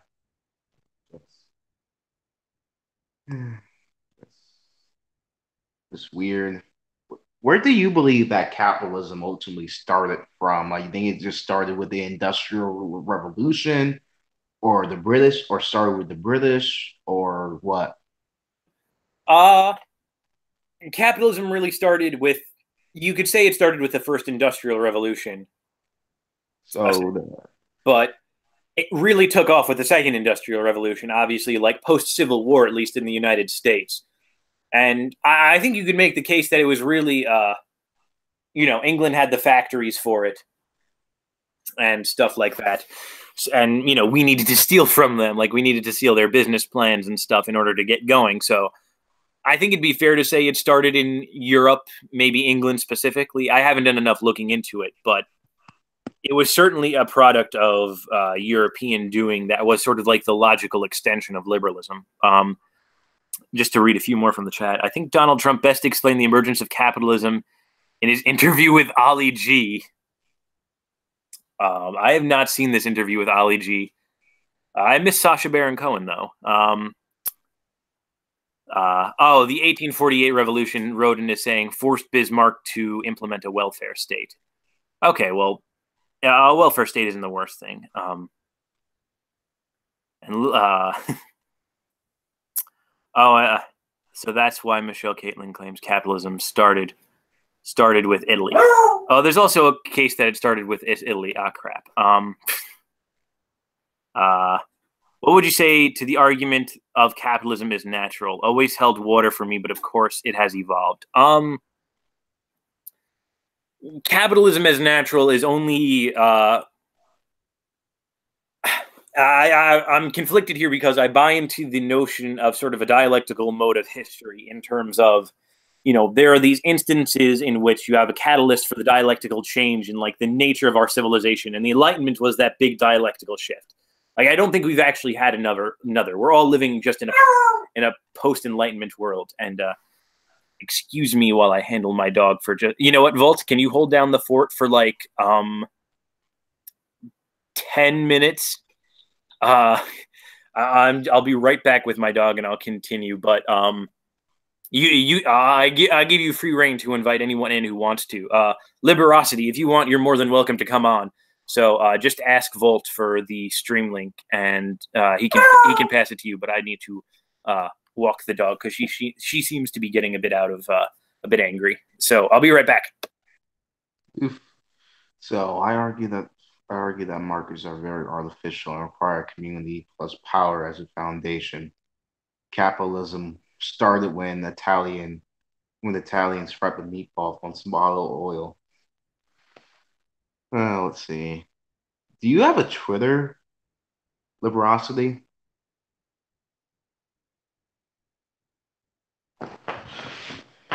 Hmm. Let's see, because it won't let me post the link in the chat. Hmm. Let's see. Yeah, the idea of capitalism sounds like either a boomer talking point or something out of the Whig view of history. The Whig view of history, the British Whigs. See, I think capitalism just started in Great Britain. If you ask me, like given their legal system, how they conducted private property rules and rights, I think it just ultimately started in Great Britain since the Industrial Revolution has its roots there. Then again, that may be a Whig talking point. I don't know.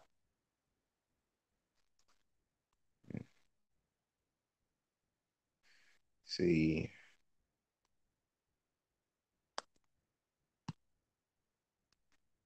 Let's see. Does anyone want to join?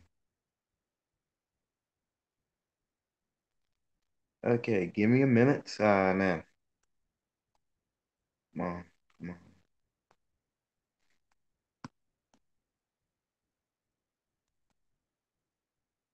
Dang. Let's see.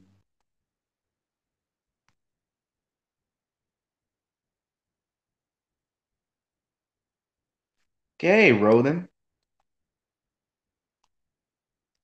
See, since I'm on tablet, it may be a bit more difficult to get the link.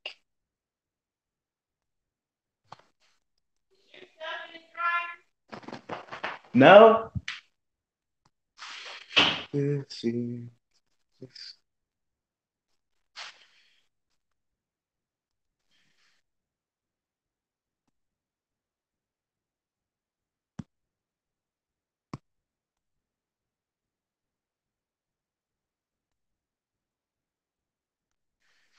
Dang it. Oh, get this.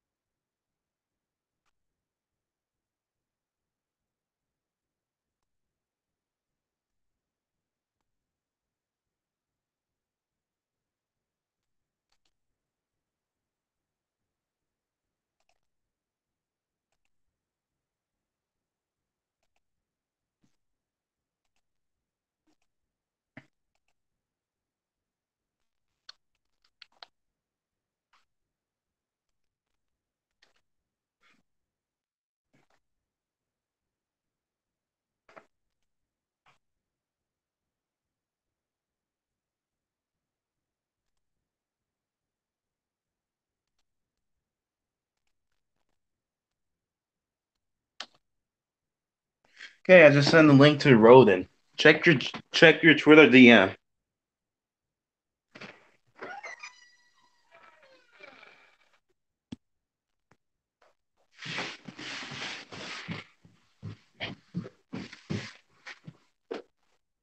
Yeah.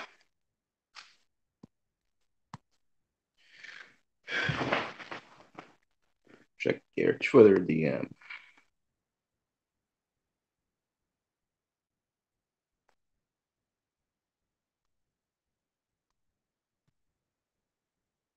This stream, this stream is having a boomer moment. Sorry, but I can't just talk. I can't talk like pragmatic culture can. Just like he's able to, like he basically like hearing himself talk, and while I really don't like hearing myself talk, like because you know,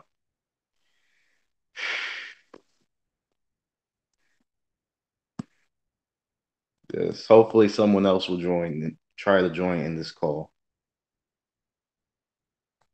Send roll.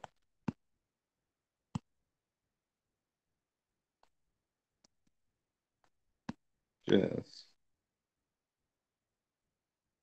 I have to agree. I have to agree, but for items for a form, a currency has been around forever. But I suppose some people will define capitalism differently Hey, today. can you hear me? I have to agree, but items. Hey, Ronan. For items for a form, a currency has been around forever. But I suppose some people will define Yeah. differently today. Hey, can you hear me? Hey, that's a nice picture.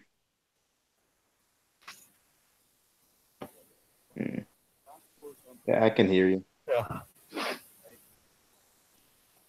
Ronan. That's a nice picture. Yeah, Yeah, I think it's all right. I can hear you. Are you playing? Are you watching the stream right now? Uh, I think so. Yeah. Yeah. My Uh, bad. yeah. Uh, and, yeah. Yeah. I had to open another. Had it open on another window. Just kind of woke up from a nap like a few hours ago. Still kind of, fuzzy and stuff like that.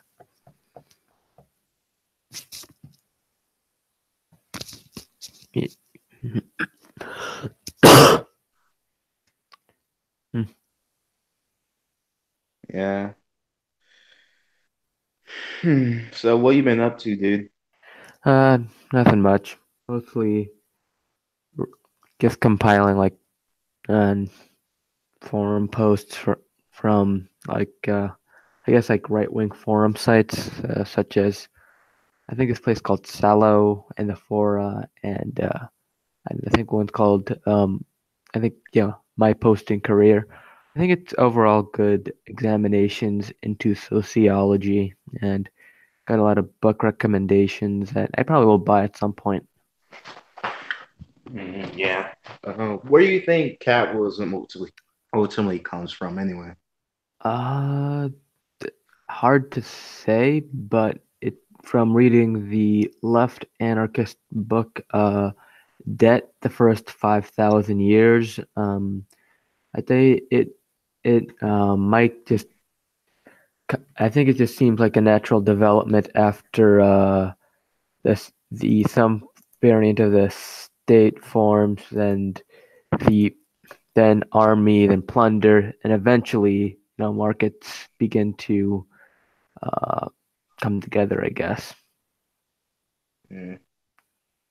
Personally, I believe Ben Shapiro invented capitalism in January 2013 when he uploaded his first SJW cringe completion on YouTube. Yeah, that's pretty funny. The only way you can claim that capitalism, the natural state of man, is if you thinking greedily automatically lends itself to capitalism. I don't know, man. Do you kind of view communism to be greedy?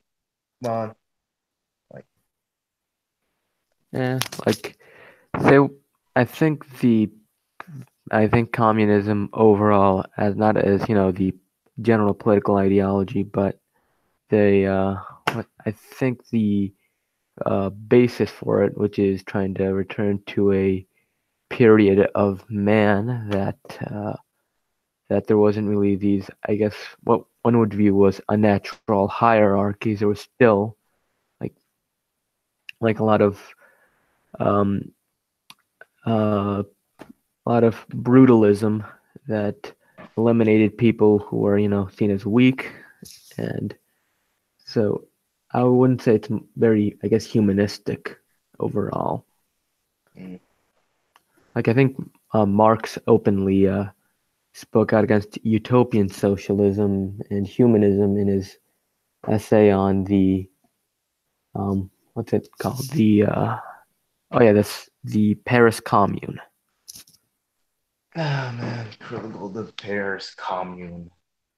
That Oh, you can go. yeah. Since we're on communes now, you have any thoughts on the Catalonia? It seemed like a bad a bad system overall. I mean, even Orwell admitted that it was haphazardly organized and was destined to fail at any moment. And it kind of just got steamrolled by the nationalists. Yeah, man. So just like a failure, just a small moment for the anarcho-communist movement, calling as Catalonia a successful commune. Goddamn, we got Roden on. What a show! What a show! Hey, Hey, I would have asked you, fam. I just didn't think you would have wanted to have come on. I know you're not. well, talking. I just got up from a nap, and I don't really have much to do. So yeah. Got to rep Papa Stalin. Yeah, I mean, I can think of a better picture to use. Otherwise, my entire pictures folders consist of historical and or philosophical memes. You got to bring back your Carl X Stalin X XXX Temptation tribute photo. that to me was peak Rodin, but yeah, I really have to clear my hard drive. But what's up? What were you guys talking on before? I think we talked about market as spontaneous order. Then I think it shifted to communes, I think. Okay. Yeah, okay, so you're talking about Catalonia and whatnot. Yeah, like I still find it freaking hilarious that anarchists cite flashes in the pan, whether it's a free state in the Ukraine, Catalonia, or the Paris Commune. Like these, it lasted for 3 years. Look how viable of a system it is. hey, at least it lasted for 3 years, man. Come on, you gotta give that some effort. Like my system lasted for 3 years, man. The system of anarchic living, and it was ruined. It was ruined by capitalists, and you have all these revisionists kind of ruin it too. But hey. No, Volt. It was evil reactionaries and their dumb hierarchies. Oh yeah, the dreaded Red Brown Alliance. yes. Yeah. I mean, I would say that there's some credibility to that, specifically through the Heideggerian dislike of inauthenticity, and you see this in whether it be, I think, Dugin or Baudrillard or other leftist thinkers, and I think that's pretty much it. Yeah. No, what I would sort of like, I sort of I'm in agreement with what Zizek says in terms of like this collapse of like the Soviet Union and the existence of states like China as they are today, in terms of that whatchamacallit, you have this states like China, which are essentially efficient managers of capital because of how like ruthlessly tyrannical they are and oligarchical and things like that. but you also have sort of the failure of the Soviet Union, which was somewhat sort of, as he puts it, paradoxical because, there's in some sense you can make the economic case that it was an elephant on clay legs and that there was only for however long it had to sort of support itself. But in another sense, it was completely, culturally stable. And that's why you still see people wanting to bring it back. Like, in terms of like the necessary components of a nation, I'd argue it had the more vital components down and was just kind of weak on one pillar, which was more or less not a huge deal.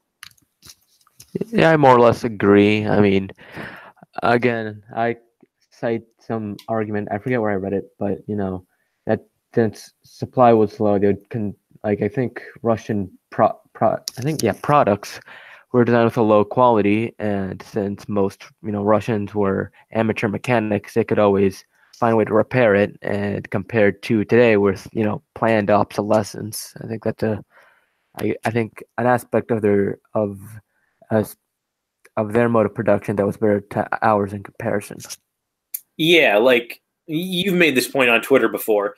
The Russians were always marvelously more self-sufficient than than anybody in any Western democracy or liberal democracy is today or ever has been, because of things like not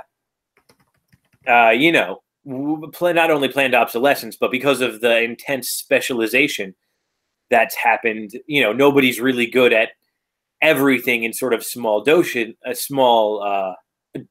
Everybody's kind of just bad at everything except one specific skill. Like maybe they trade stocks, or maybe they are actually a mechanic or a carpenter or something, but then they're only just skilled in kind of that, unless they have like other hobbies that they like to do.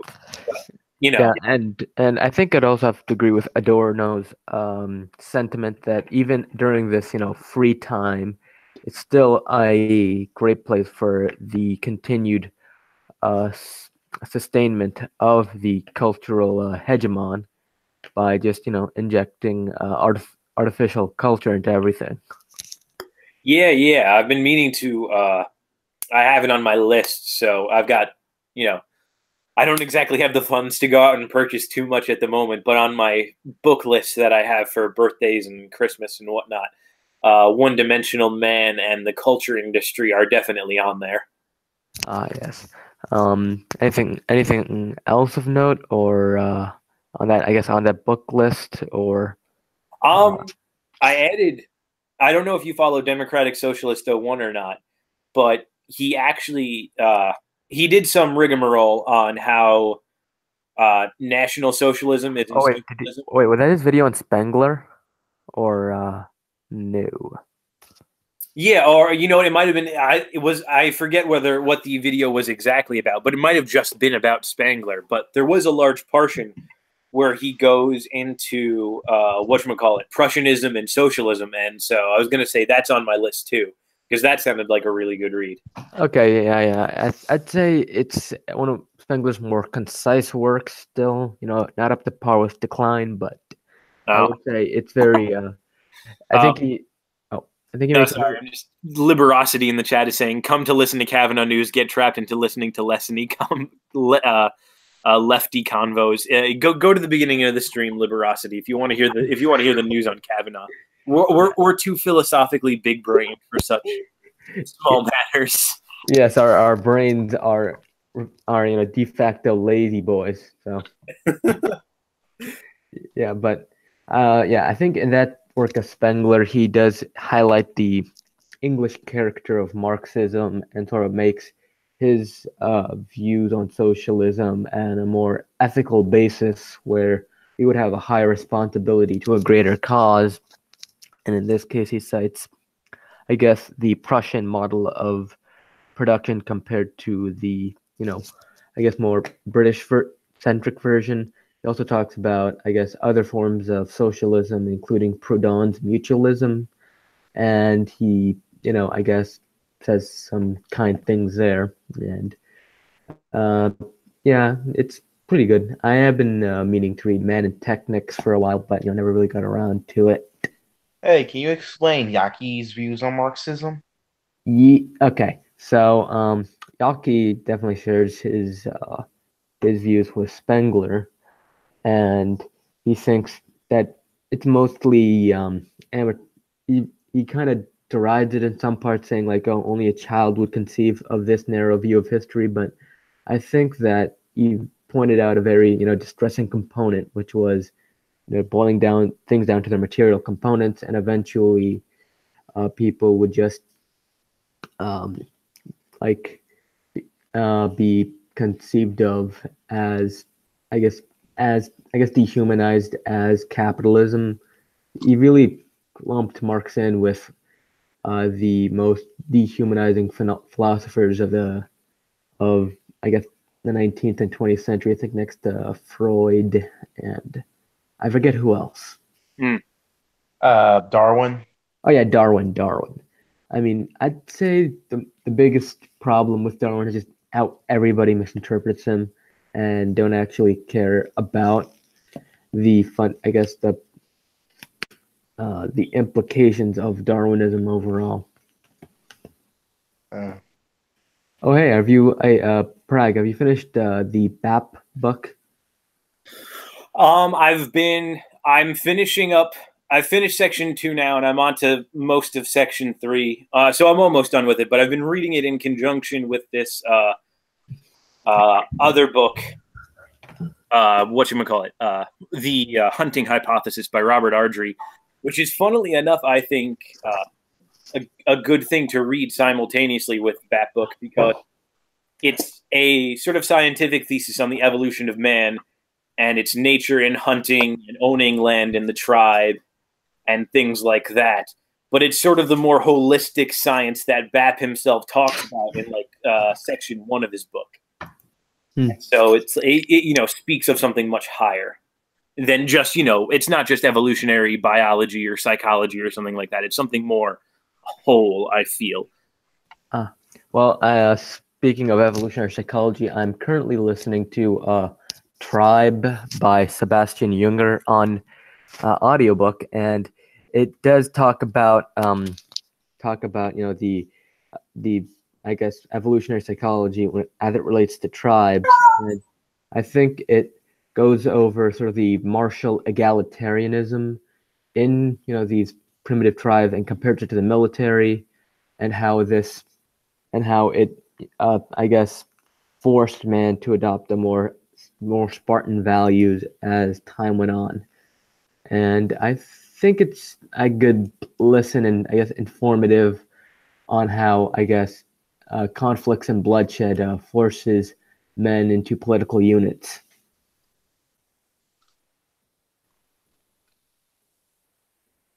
I'm sorry about that. Yeah, I haven't given too much thought necessarily to that. I did just see, relating somewhat to the whole bloodshed and force of conflicts, I did listen to the stream Trudell Tom had a little while ago regarding metaphysics of war. But other than that, I haven't been too involved particularly in thinking regarding that nature, or thinking of that nature. I'd say Metaphysics of War seemed like a good read. I flipped through the PDF a while ago. And I'd say, I guess, Avila does a good job distinguishing between the different conception of different conceptions of war, from the bourgeois view to I guess more aristocratic views on it. So I think it's one of his better works. Not anywhere near Men Amongst the Ruins, which I'd argue is his best work of politics. Yeah, definitely. It's it's kind of, you build up to that somewhat. We had someone join briefly. I think it was. What? Oh. I thought it was Liberosity, but I guess he hopped out. All right. Oh, he joined with the wrong email. He'll be right back. But yeah, I think you obviously you talk about Evola. Obviously, his works, Men Amongst the Ruin, Ride the Tiger, revolt against the modern world, things of that nature. Obviously, that's the big stuff. But metaphysics of war, the Holy Grail, East and West, those are like, the things you want to read if you really want to get the whole scope of his philosophy. And it's not what about the metaphysics the fullest understanding possible, I'd say. Sorry? Well, it's like, yeah, sorry. Oh, go ahead. What about the metaphysics of sex? He wrote a book about that. Oh, yeah. I think he based it off of like his few sexual experiences in life with, I think he mentioned a feminist and a baroness or something, and I don't know, sounds weird. Yeah, and I think there was also some sort of like Eastern like Karma Sutra-y type things in there as well. I don't know, like the whole extent or whatnot of it was very much more like based on Eastern tradition and sexuality of sort of I don't know how to put it because I don't know too much about it, but it was very much more of like a carnal thing than a carnal thing and a spiritual thing in this, a carnal spiritual thing, I guess. I don't know how to put it. It's something like there was a sex cult once that they talked about on like, whatchamacallit, Law and Order SVU one time. And it's like how like, sex is like knowledge and love is the greatest good. So just, they sexualize everything. I don't think it's like that because I don't think Evola was some kind of degenerate, but whatever. Like Evola was a Nietzsche fan, so maybe he would view it as our imposition of wills on others and completes, the will to power, stuff like that, or at least view it from his perspective, or from that perspective. I don't know. That's just, I guess, my closest assumption on what Evola would have thought. Yeah, we have that's fair. I'd say we have somebody who has a challenger has appeared. What's up, Lib? Hey, not bad. How about yourselves? Hope my mic is all right. Yeah, you're good. You're good. Sounds great. I fucking stream like maybe once a year. I don't know. I used to do it all the time, like 2 years ago. But God, it's a tiring thing for me at least. Well, you're a video making boy, so you don't need to stream as much as someone who's unskilled in the technical arts of video. I guess. Yeah, what's it? Fucking my channel. Where do I even begin? But I'm not here to shill myself. But I'm pretty sure I'm like an ideological minority here. I think. What would you call me? I think you'd call me. I don't know. This might be entirely incorrect. I think I mentioned in one of your tweets, Frag. I'm so fucking late on this technical lingo. I think I'm a Zoomer. What the hell is that? Like Gen Z, Gen Z and a Boomer, right? Is that it? Well, it's kind of. Well, you're like a Zoomer, but it's like, so it's like Boomerism in terms of like market liberalism and that sort of thing. But it's like I guess I'm not sure. I'm not up to date with all the memes per se, but you're definitely like you're lib cap sort of. So you're definitely you. Then like fuck. Then that's not me, I guess. What's it? I don't know. I'm just a fucking right wing Gen Z kind of guy. So I am like an ideological minority, but I like listening to all this stuff. It interests me at least. Well, we're trying to make ourselves out to be big brains, but we're like synthesizing the works of like. Nothing we say is original. Everything we say has just been stolen from people smarter than us. So don't be fooled by all this like smug fancy talk. We're just coming up with shit ourselves that we've stolen from others. Yeah, fair enough. Yeah. We're just reading from a time when people weren't exposed to BPA plastic. So yeah. Hey, we gotta start somewhere, right? Yeah. What's it? I mean, what's the whole thing? Like nothing in the world is new. We're all just talking about like long dead philosophies that were fucking created years ago. All these ideas were debated at one point or another. Now we're just, the next generations of it, right? Yeah. It's like you have to have like something like a proper like 150, 160 IQ to actually have an original thought. Yeah, kind of. In this day and age. I mean, is there that's a fucking I don't know if I should be using my freaking potty mouth or not. I'm pretty sure no one else was before me. I'm just vulgar like that. Hey, this is a Christian stream. I was about to say. But crap. Oh yeah, that's like a philosophical debate. Like, is there even such a thing as like original thought in this day and age? Nope, not really. Yeah. But Hey, I would. Rodan, you sound like Ghost of Buckley, to be honest. Oh god, was that the obnoxious neocon guy on Twitter? What? Like I constantly got into arguments with him about Israel, and it never stopped. That's Good. I haven't I seen love to Buckley see that. around. Where did he go, Volt? Oh right, he's back on Twitter, but I'm not sure. I'm not sure his account is still active. Oh, okay. Yeah, he was. He was like his namesake implies. He was a Buckleyite neocon. So Yeah, Yeah, screw Buckley. Oh yeah, he's a red pill religion philosopher. Yeah. Okay. That sounds like a great gentleman to be around. yeah. Well, it's funny. I was actually just the other day on a stream with who's it? Some of the red pill religion guys. I was actually speaking with Dean Esme and stuff. Oh wow. Yeah, he's an interesting dude. I mean, I don't agree with everything he says, but he has some interesting thoughts. A part of the stream was dedicated to how the banking elite are whatchamacallit shouldn't be trusted and are conspiring against the greater public. And we got into Soros and his economic terrorism. So interesting stuff. Yeah. That stuff is definitely like fun conversation, but a lot of that is just like what looked down upon as like conspiratorial nonsense. I will say that the Rockefeller Foundation has done about as much damage. I think they actually gave a grant to the guy who did that stupid Hamilton play, if I recall correctly. Oh man, I'm a fucking god. It pains me to say it, but I fucking love that shit. I love that goddamn play. It's addicting, and it's Fuck you. I know. I mean, I love American nonsense. Like, look at my fucking Twitter bio or header, rather. I don't know. It's just it strikes a chord with me. Like, and if you can get past the fact that fucking they had like Washington played as like a black guy and like half the historical figures played as minorities, it's fine, totally fine. Yeah, it's great. It's like Marquis de Lafayette is a black guy, and they have that one line in play, like immigrants, we get the job done. Like, white immigrants, you fucking. Oh, whatever. Hey, it's like what half the songs in that play. Well, half the plays on. Oh, I'll be right back. I just kind of tuned out when I think at that King George song. It said, "Nope, this is trash." Oh come on! You said you like Hamilton. I said I liked Hamilton, the person and his economics, not the play itself. I mean, yeah, you got to separate the play from the person. I mean, the guy who wrote it, he does not.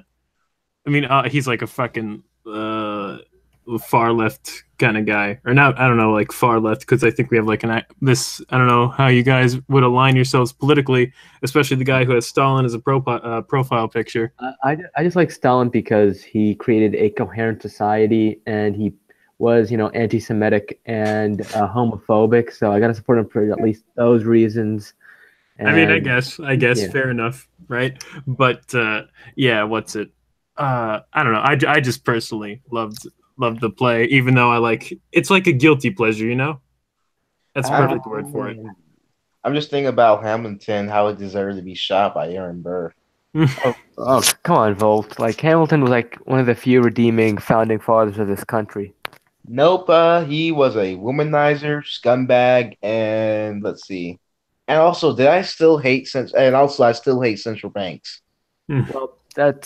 Well, on principle, I think that a central bank dedicated to the national good would be fine. Just the problem with the Fed right now is that it's more holding to rootless international elites. Saying, yeah, I'm just glad he was shot, and I disagree with his governmental philosophy. Yeah. So no, come on, dude. Like that, the Federalists were like the only thing that was going to save America. The minute Jackson got in, he created the spoil system, and like any actual form of governance was flushed down the toilet. Well, it's like, hold on. Like the Federalists had a system going, but it was getting botched in Jackson's time because it more and more became, it's like today. It's highly compartmentalized. It's less federalism and more confederalism than it is, properly what Hamilton had envisioned, because Hamilton had like an aristocratic vision, like you kind of pointed out, but it was becoming more and more like that. It was getting to the point where senators were just being elected directly by the people instead of appointed by the state legislative body.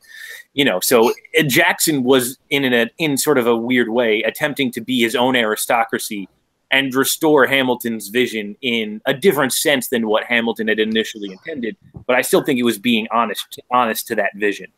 But isn't Jackson more closer to Thomas Jefferson vision though?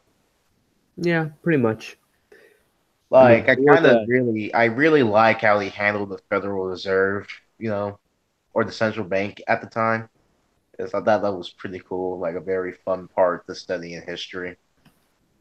I just like Andrew Jackson, man. Like,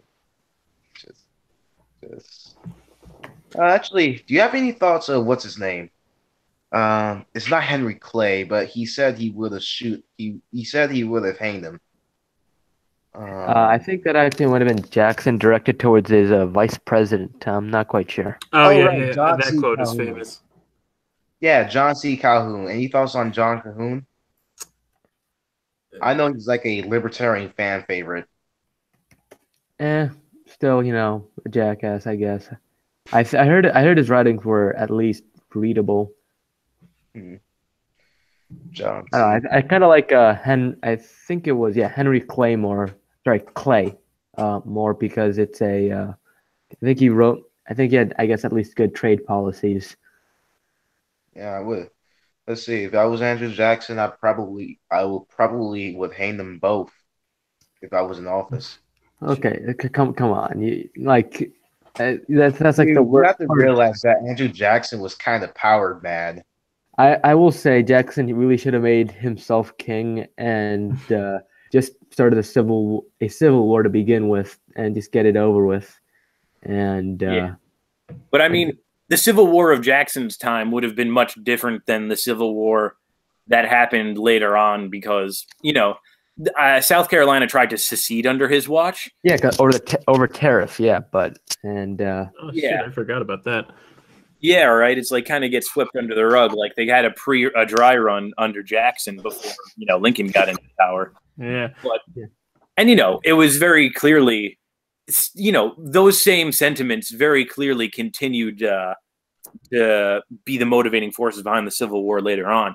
But it was much clearer then that what it was really about was the battle between federalism proper, which would have put Jackson in the right to quash it because he was acting as the federal authority, or the form of confederalism that we sort of half enjoy now, but not really, about all this with compartmentalized democracy and whatnot.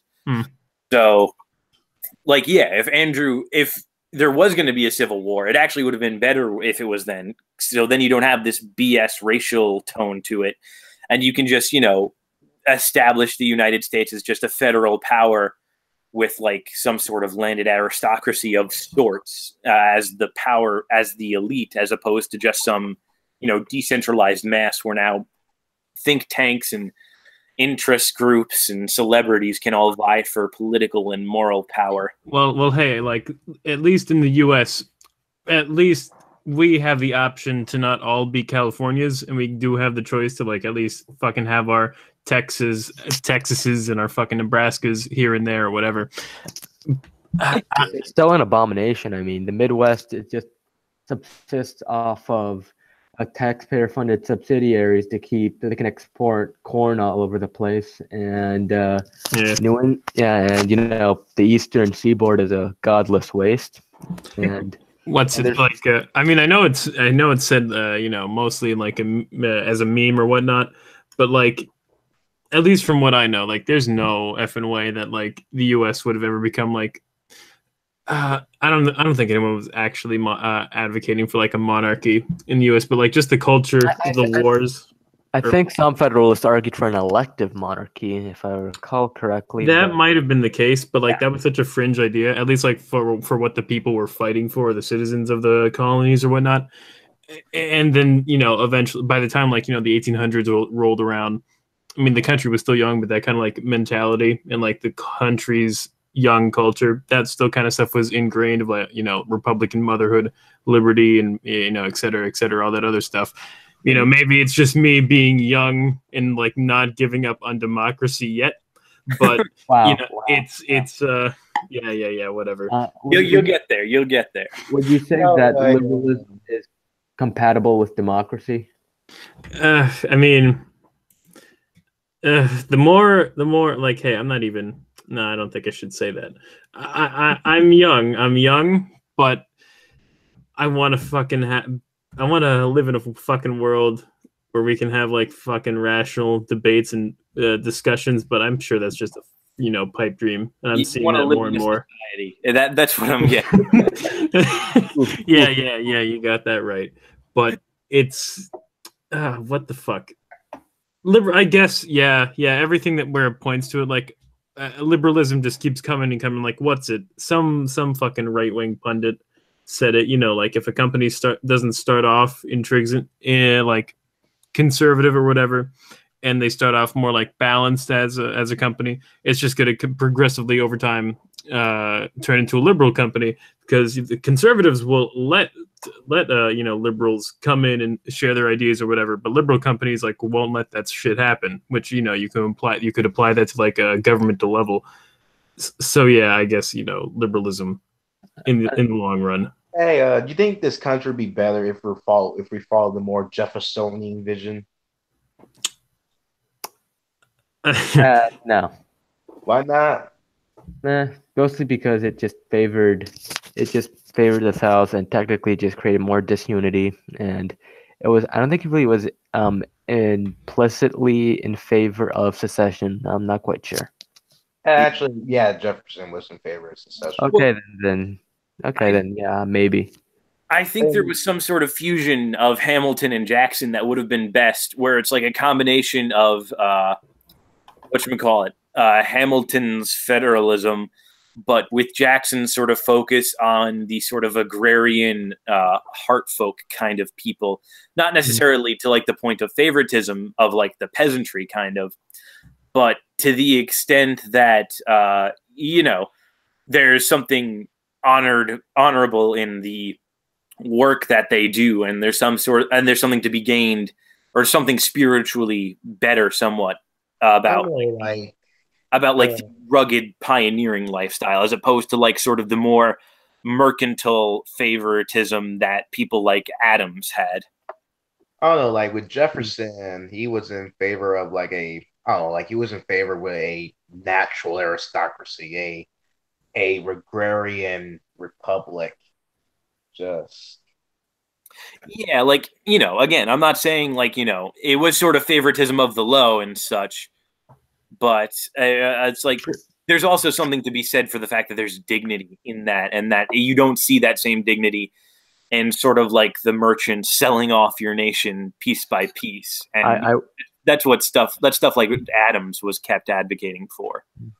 Oh man, you know what? The one thing about Jefferson got right, that cities are bad. Like cities are just like a gigantic cesspool. Yeah, we need to crush urbanism by any means necessary. Geez. So yeah, there's the good Owen Cyclops poster. I can find it. I think it's Smash Urbanism. Lib, do you know Owen Cyclops? That name sounds strangely familiar, but why do you ask me? Why do you ask me?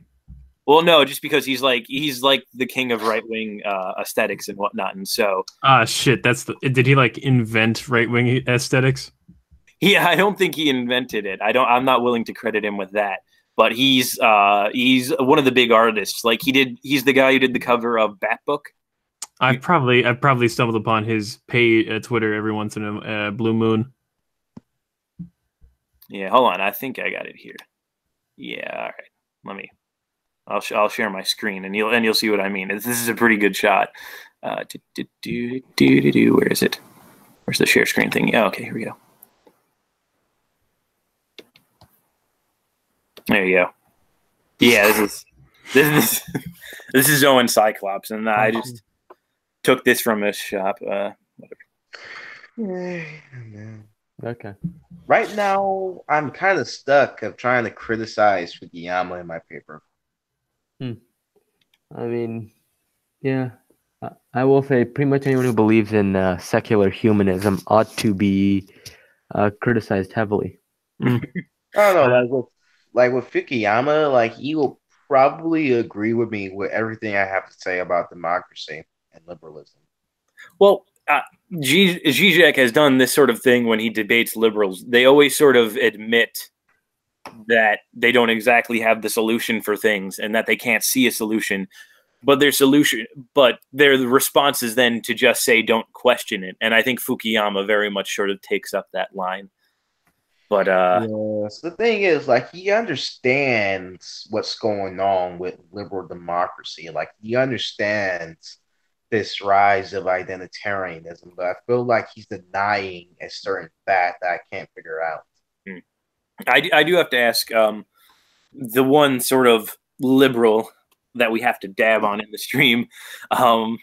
What is your opinion on, like, do you think we're headed towards civil war right now, Libster, and like we're just gonna eventually just like decay into either like a super ultra progressive, hellscape of modernism, or like the right's gonna win and it's just gonna be like a bunch of tyrant rednecks? What do you think? What do you think is the future of American democracy? You asking me? Yes. Oh boy, Generation Z. You're going to be fighting the wars. You're going to be, well, me too. I'm technically, depending on where you put the gap, I'm either Gen Z or millennial. But I think Gen Z is like, if you're born today, you're not Gen Z. But I think it's like early 2000s to like somewhere 2010 or 2015. I don't know. But back to the question at hand. At least like fucking interacting with my general populace, and I go to like one of the best public schools in the nation. So like in theory, these people should be higher above the curve, and that just scares me even more. They don't know what the hell's going on, really. They don't. No one cares. They just want to fucking do drugs and bullshit their way through life. I honestly, I mean, it might just end up being. No, there is like a handful of radicals, a handful of liberals who take some shit like too far. And like, if you ever stumbled across my channel, I'm definitely freaking. I wouldn't say Uber. I'm not alt-right, but I'm pretty far right at least. So say by American standards, yeah. Yeah. By American standards, but God, are we heading towards civil war? It honestly, if fucking Trump wins again in 2020, I mean, I have no idea how the hell 2018 is going to work out. But if somehow he wins 2020, which to me it seems like less and less likely, sadly. But it's really 2 years. It's 2 years away. I mean, just from what I see in the culture, not really what he's doing, just more like the media. But if he wins in 2020, I would not be surprised to see, freaking like what when he won the first time, there was like a few riots in like the streets of major urban centers for like maybe the first week, maybe even the second week. But I would not be surprised if there's like actual full-blown, I don't know if a month is too long, looting, but I guess that's still not even like a civil war. A civil war just seems like a meme, but if it'll ever happen again in the U.S., it'll be under Trump. So So who's ready for the third war for American secession? Secession from what? Just secession from this abominable regime that's been in place since Wilson. And I think like you said, I don't think a civil war is like in the way we previously thought it is probably gonna happen. And but overall, I think the only path for America is just to separate into smaller political units, so it's much more manageable, and we're not a bloated liberal state. So a little bit like Rome, then. Yeah, pretty much. So although you're big into the idea that we're not Rome, we're Carthage. Yeah. We large navy, sacrificing to So pagan what's the modern day Rome if we're Carthage? Russia. No way. Get I'm out of kidding. here with I'm that kidding. bullshit. I'm kidding. Like, I don't think there is no Rome. We're fucking doomed. Yeah, I mean, that's nihilist, but I mean, I wouldn't say that's like completely false. I mean, but I you mean, know, I would somewhat agree with the Evolian idea of the Kali Yuga, that there's probably just going to be a very long period of human regression and political instability, and then I don't know. Hopefully, the Chinese create an AI to wipe us off the map. fucking, I have no mouth shit happening. All right, but How dare you? Xi Jinping is awesome. fucking Christ. But I mean, I don't know. I don't know. It just depends like what politics you're looking at. But America really fits the standards for Rome, at least. Like no one can fucking challenge us unless Chinese AI. That's about it.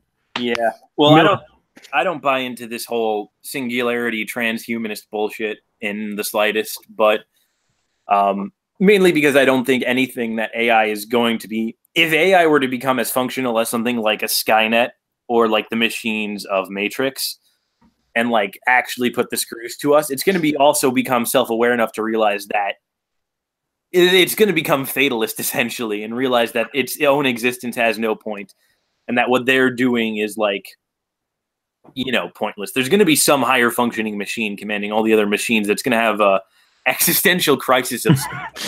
Oh, that's like the most hilarious thing. I'm sure there's like fucking sci-fi episodes about that shit. Fucking Futurama, an existentialist robot. Yeah, no, but it's like if AI actually reaches the level people pretend it will, and I have my doubts that it will, like that's the only logical conclusion you can come to, because you can't have a self-aware being that's completely artificially made not think, gee, is my life meaningless? And the answer to that would definitely be yes, because it's just a machine. I mean, say like what? I mean, if assuming that it is possible, I honestly think, and me being. Again, I don't really know where everyone else stands politically here. It seems really confusing. But me being like, I'm not like a Lulbert, but I've honestly, fuck government. But for the most part. But assuming that those machines are possible, like almost human or even human exactly, it would be like absolutely fatal to everybody alive to like invent something to that point. There has to be fucking laws put into place, but like, how would you even do that? Yeah, that's kind of Uncle Ted's hypothesis, and I'd argue, some form of primitivism is worth looking into, or at least we need an authoritarian government to have these people swinging by a lamppost. So yeah, that's your opinion. Would you guys help me on a paper I'm writing on right now? Sure. Yeah. What do you need help with? I'm just trying to write I'm trying to write something about Fukuyama, and I'm just stuck on how I'm supposed to criticize him on. Yeah, well, you want to criticize Fukuyama? Just Google Zizek Fukuyama, and then everything you think that's. Oh, am I still sharing my screen? Fuck, I didn't mean to do that. I think that's Volt. Oh, okay. Yeah, my bad. I'm in the far right corner, duh. But no, if you want to, Zizek has the best criticisms of Fukuyama, in my opinion. And if you can just build off of what Zizek says, like the things that are too leftist for you can kind of replace with a sort of right-wing counterpoint. Like that's what I'd say to you, Liberosity, is that we're so far here on this stream, we're so far right, we're left. I guess that's the best way to put it now, isn't it? Yeah. I'm stealing from a friend when I use that line, but it's very apt, and so that's why I thought it would work. There are a few far left. No, like far left has the fucking SJW connotation to it. I guess at this point, it's not even commie at this point. Commie's like a whole nother level. I don't know if it's above or below in terms of. I will say SJW. I guess SJWs are just liberals, and their behavior is more comparable to the, I guess, decadent Jacobins than to any actual Marxist. Because say what you will about Marxism, at least the states that had existed had sane social policies. But I wouldn't know. I couldn't agree on that. But that oh fuck, what was I gonna say? Oh, like it's at least like fucking commies for the most part. They can meme. That's all that matters to me. Fucking liberals and SJWs, they have the inability to. Tanky Twitter is, of course, the best for bants, and fortunately, we've been blessed with the appearance of our Lord and Savior Sheik Stalin, who has graced us with his return again. I'll assume that he's a demigod of sorts among the tanks. Yeah, quite the meme lord. I won't say as good as Phil Greaves, but close. Phil Greaves blocks everybody, though. I got blocked by Phil. Just open an incognito tab. How lazy are you? Fucking, I want to just see him on my goddamn feed. Is that too much to ask? Listen, I created a second account where the only people I followed were I just followed leftists. It's literally my account to peruse left Twitter essentially, and I followed him and he immediately blocked me. And it's I could understand why he blocked me on my main account because I'm ostensibly a reactionary and he thinks I'm gonna give him shit. But he blocked me on my leftist LARP account. I don't get it. Yeah, I don't. That's some fucking dedication to the craft right there now. Dude, it's so hilarious. Come on, just open an incognito tab and read the hilarity from there. All right, he's not. See, there are some people I'd be willing to do that for if they blocked me, fucking Wichter or Drill maybe, or Wint, I should say. But I don't know if Phil Greaves is really worth it. I mean, come on, he goes from criticizing Mao Zedong to defending Hungary's sovereignty. It's quite the ride. Well, the most unusual alliance to me has been the alliance between Sheik Stalin, of course, High Chieftain of Tanky Twitter, and Batko the Manarchist, who's an ANCOM, and of course, I normally see a lot of drama between the anarchist left and the authoritarian left, but there's an unusual brotherhood formed in this instance. I mean, yeah, it's just for hilarity purposes and dunking on social democrats and some of the weirder sort of lefty going to defend pedophilia, but I don't think there's much there. Oh yeah, or the ongoing case of is necrophilia bad? Oh. Wait. What fucking Twitter is asking these questions? Twitter. Social democratic Twitter, whether yeah. Oh Man, my god. So I just need to check out Zizek criticisms. Honestly, I just think about using Spangler, but yeah, well, the thing about Zizek's criticisms of Fukuyama is you can get them all from his spoken lectures. You don't need to do a unnecessary amount of reading. Yeah, no. I think Thief in the Night, where he talks about the authoritarian capitalism and liberal democracy, and I think that's I think that's is that the one where he talks about also? I think that's the first time he brought up bombing Starbucks, right? Yeah, pretty much. Oh my god, what a lad! This is the thing. Two recommendations I would have for you, Liberosity, if you care to understand to some extent where we come from. One is you could watch Zizek videos and Zizek lectures, because even if you don't agree with him on everything, he's certainly an interesting figure. And two, also, I'd recommend for you especially Hans Hermann Hoppe's Democracy, the God That Failed, because you might not agree with it fully, but I think you'll see a little bit more how, at least I got to where I am, because I used to be sort of more libertarian capitalist like you, and now I'm here. I mean, yeah, I'm always trying to find the better. I mean, democracy, my Americanness, my fucking American nationalism is on another level, and I don't think I'd ever have it. Have you read Pat Buchanan? I have not. I'm not a big reader, and I have to be. Come on. Okay. At least, I guess there's a lot of audiobooks of his work, and I think he's really kind of the bridge between, the I guess the far right and the sort of moderate meso-conservatives, if that's the term, like between paleo and neoconservatives. And I think he really does a good job at running on topics. Specifically, yeah, I think his best work is either Death of the West, where he talks about immigration and cultural decay, or Churchill, Hitler, and the Unnecessary War, where he goes into the overall destruction of Western Empire. That sounds interesting.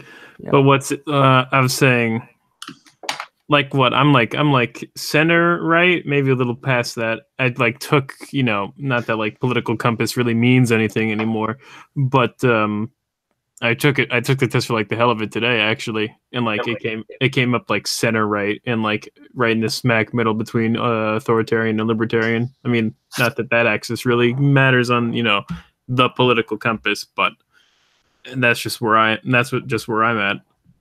Man, actually, man, I know Haba criticized Fukuyama. It's just I'm just trying to the thing about Fukuyama is he knows political decay. He knows the main cause of it. You can't just hammer that point home. Just he's a very nuanced thinker.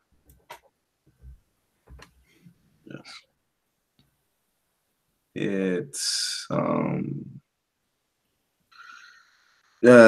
don't know how to criticize him right now. I'm just thinking about using Spengler as a counterpoint on his progressive view of history.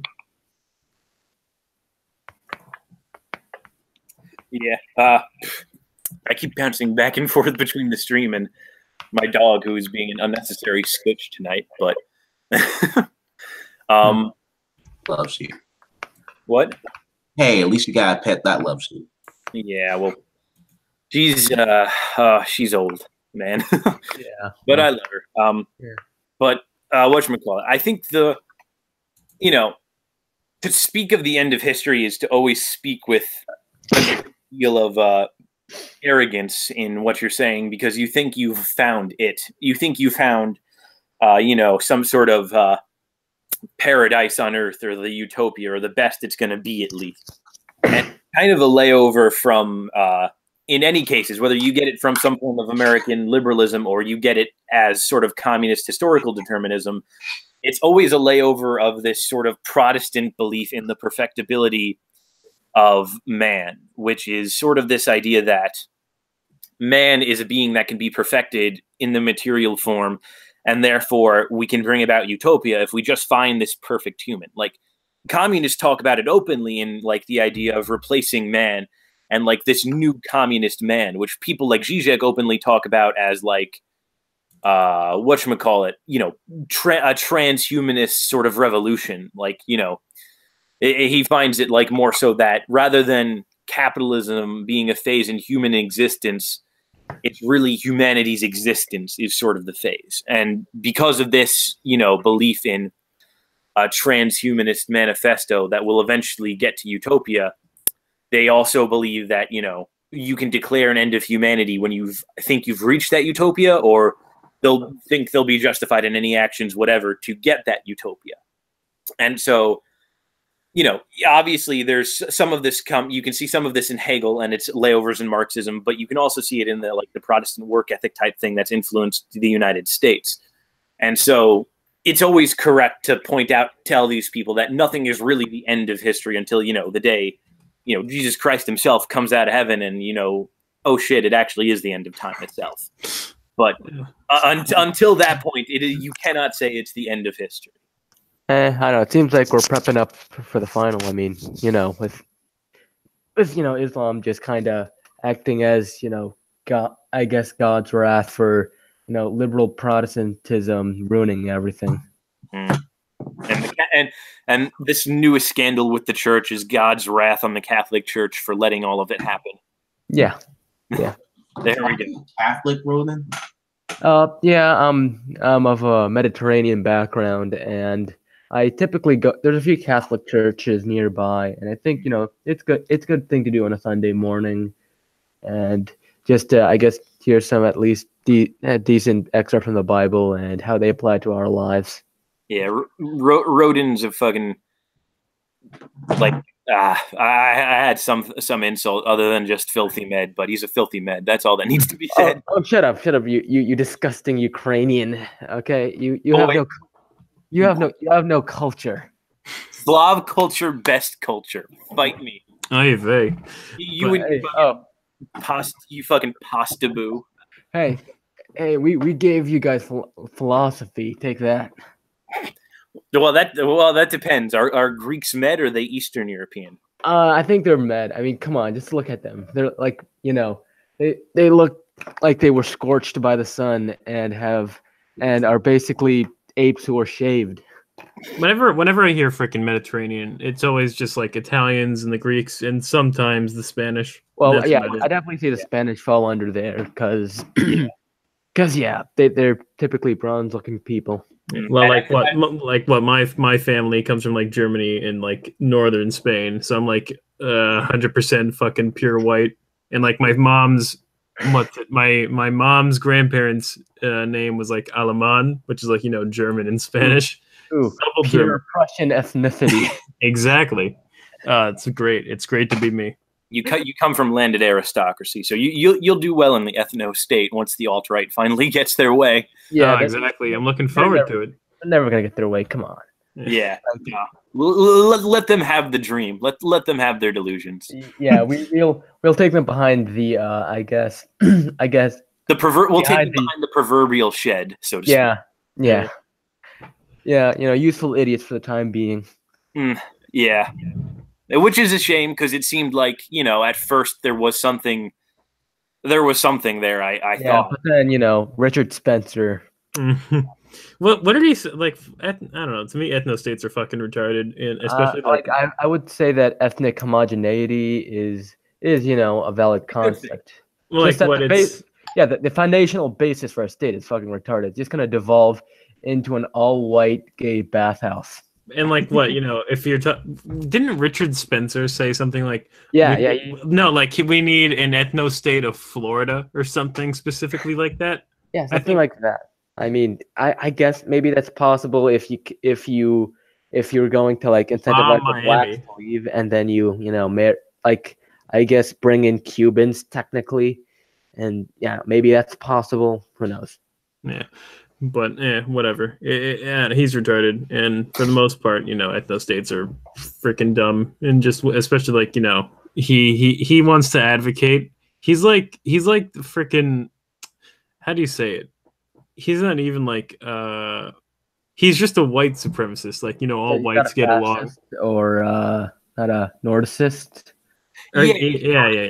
Is kind of yeah. He really jumped the shark when he said Italians are white. I've seen that meme pop around. I just don't care to like look into it. Fucking Europe, it's a land of honkies to me.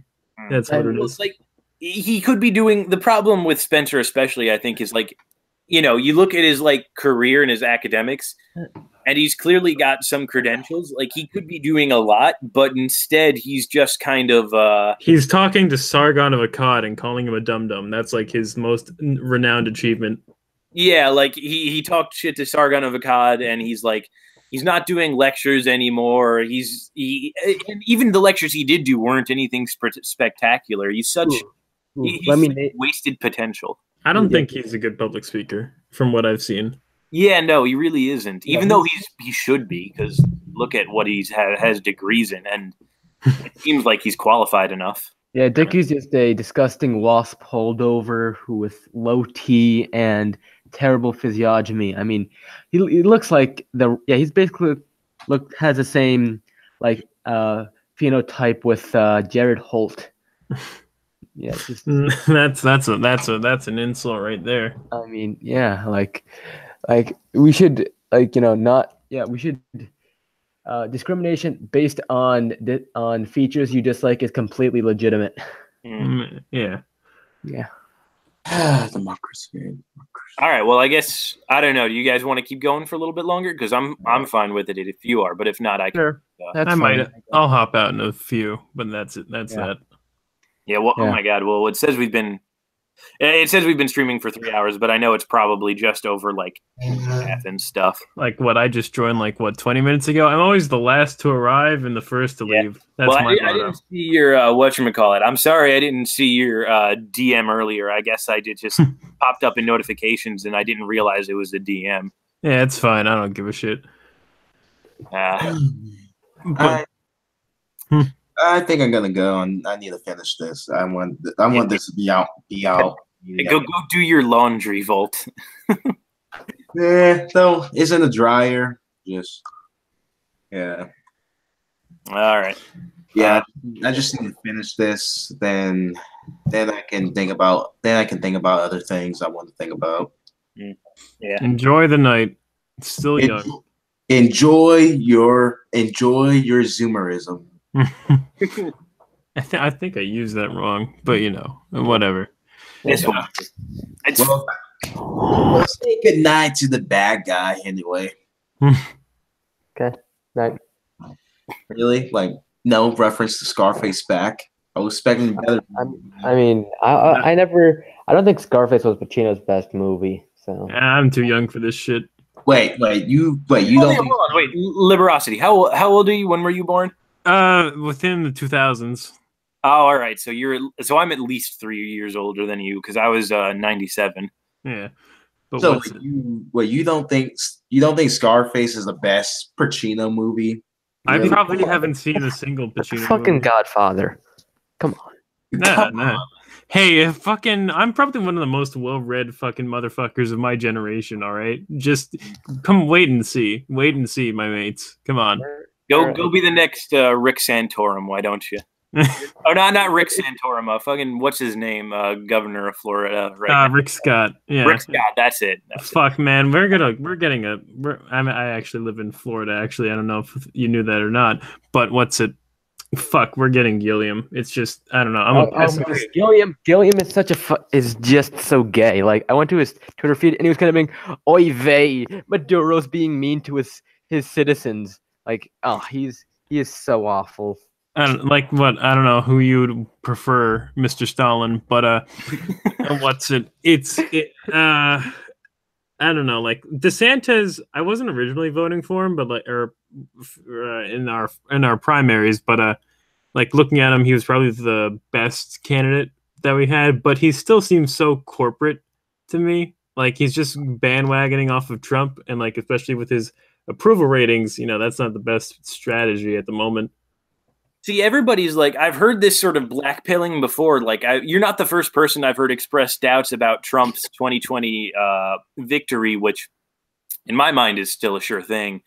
But I would hope for sure. I would say he definitely has to prove himself more in the trade sector. He's going to keep those Rust Belt states. It's I'm not sold on the fact I think the Republicans can lose the Senate kind of easily, but Disagree. I don't see any poll or scenario wherein I guess the Democrats gain. I mean, I don't see them gaining the House at all because they're defending twice the seats, and I know a lot of those seats are safe just from reading about it.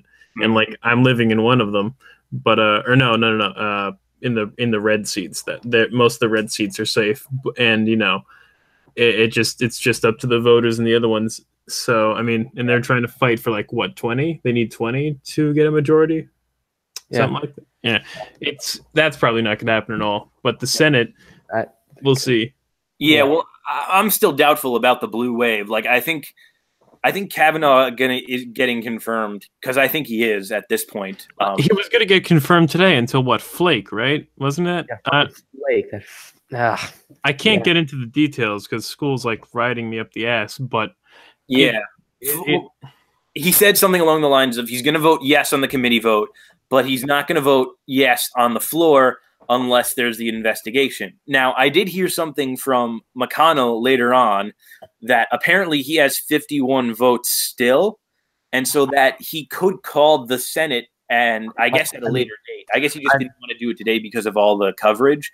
So there might be some Democrats in red states that have kind of flipped. Yeah, Manchin, right?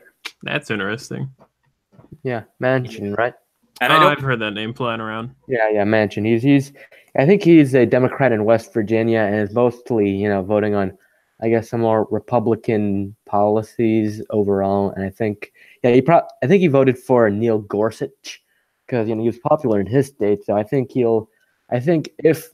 when Kavanaugh is voted in, I think he definitely will vote for him. But as soon as if he's the deciding one, as soon as this Kavanaugh crap is done with, I mean, it'll be really funny. Like, there's a 50-50 shot, assuming she's not totally lying out of her mouth. But if he gets inaugurated, or if he unfortunately he gets rejected or whatever, like this thing just comes full stop, that'll be funny to see if that happens or not. Well, I said this earlier in the stream, like, short of the FBI actually proving that he committed these sexual crimes, I don't think there's anything that's going to stop him, because if they just discover that, he, partied hard in college or high school, and that he was a bit of a meaner drunk that he let on, I don't think that's going to be enough to actually stop him getting through. And I think people are just going to kind of see that as the FBI doing, fishing work for the DNC. Yeah. Yeah, I don't think that's. I don't think that's likely because he was cleared by the FBI when he was on I think it was on a Whitewater commission. When they were investigating the Clintons, had to be cleared for that, and then cleared for the Bush Bush administration. So man, I feel sympathy for this bastard because it's horrible, and in all likelihood nothing even happened. But you just gotta wish, man, why the fuck didn't Trump choose what's her name? Oh no, Barrett, come on. They would have taken it. I mean, and you can't accuse her of anything. No, the Democrats would just bullet them she believes in God, and people go to hell, and that would just be. Yeah, but what? There's no. You can't accuse a woman of anything. No. I wanna dab on women as much as possible. So Kavanaugh's my pick. I mean, whatever, Mr. Misogynistic, Stalinistic. I don't know, but I mean, just the argument of what the fuck you gonna accuse her of? She's a mother of 7, devout Catholic. Well, I think the problem is it's the same crap that whatchamacallit, that these women senators are getting into. It's like the fucking sisterhood, the fact that they're betraying the Republican vote because she's a woman and I should take her seriously a little bit more story seriously because I'm a woman or something like that. And that's why they're stalling the vote. I don't think these women, I think if they're being honest, they don't find these women's stories credible, but because they are also women, they're going to give them the benefit of the doubt. And, I mean, a lot of the especially, the Democrats aren't voting for this shit at all. I mean, they know it's a show that they have to put on, but they know that they weren't going to vote for the start. But the Republicans who are, saying that we got to take the time, they're just trying to put on a show for their parties or for their districts that may or may not love them too much, or who maybe swing a little bit more blue than other red states. But and of all the people to betray, it's always been the people from, well, not the people. It's always been the senators from Arizona, because before Flake it was McCain, and which is ridiculous because of all people who don't need to put on this show. It's the senators from Arizona, because I don't know, Arizona's demographics don't look too good, and they're not as bad as Texas's or California's. Those they've been solidly red since I think since FDR. I don't remember the last time that I mean, forget what I remember. I don't think my grandparents would have remembered the last time Arizona's been blue. So it's been a really long time. It's funny for sure, but it's one of those fucking cursed things in this gay ass world. What are you gonna do? But fuck, what was I gonna say? Blake isn't gonna be nominated to run for president because nobody in the RNC is that dumb. Yeah, I mean, I let's say Trump manages to pull off a 2020 victory, honestly, I'm more scared. GOP after Trump is very. I was just thinking about that. What the fuck are they gonna do? Who else is gonna? I mean, I was thinking about this earlier with some friends. God, my fucking life is peaked at before I even enter college. What the hell? I mean, what's it's going depressing. to? Yeah, what could be better than this? What could be better? Yeah, I know. Drinking lib tears every day. My God. No, I mean, even if you hate Trump, it's like it's just the show and his attitude and his American personality. He's really been like the defining thing for Gen Z, millennials, things like that. And it's like whether you're left or right, politics after Trump is like to your point, or to Roden's point, I forget who, but like whoever they come up with after Trump, like he can't be any less like populist and he can't be any less nationalistic, or else it's not going to fly amongst RNC voters anymore because they've gotten used to it now. And in that case, it's like a really good thing that we have Trump. But I mean, like the thing is, it's not that I wouldn't want to see more populist nationalistic candidates. It's that I wouldn't. I'm afraid that that breed of American is dying out, or at least it's not in. Especially, you can't find those kind of that stock of people 35 years and up. You're going to find lots of nationalistic young people like me, I guess, if I want to be a little bit tooting my own horn or whatever. Mr. Nicholas J. Fuentes. Well, he's still young too. He's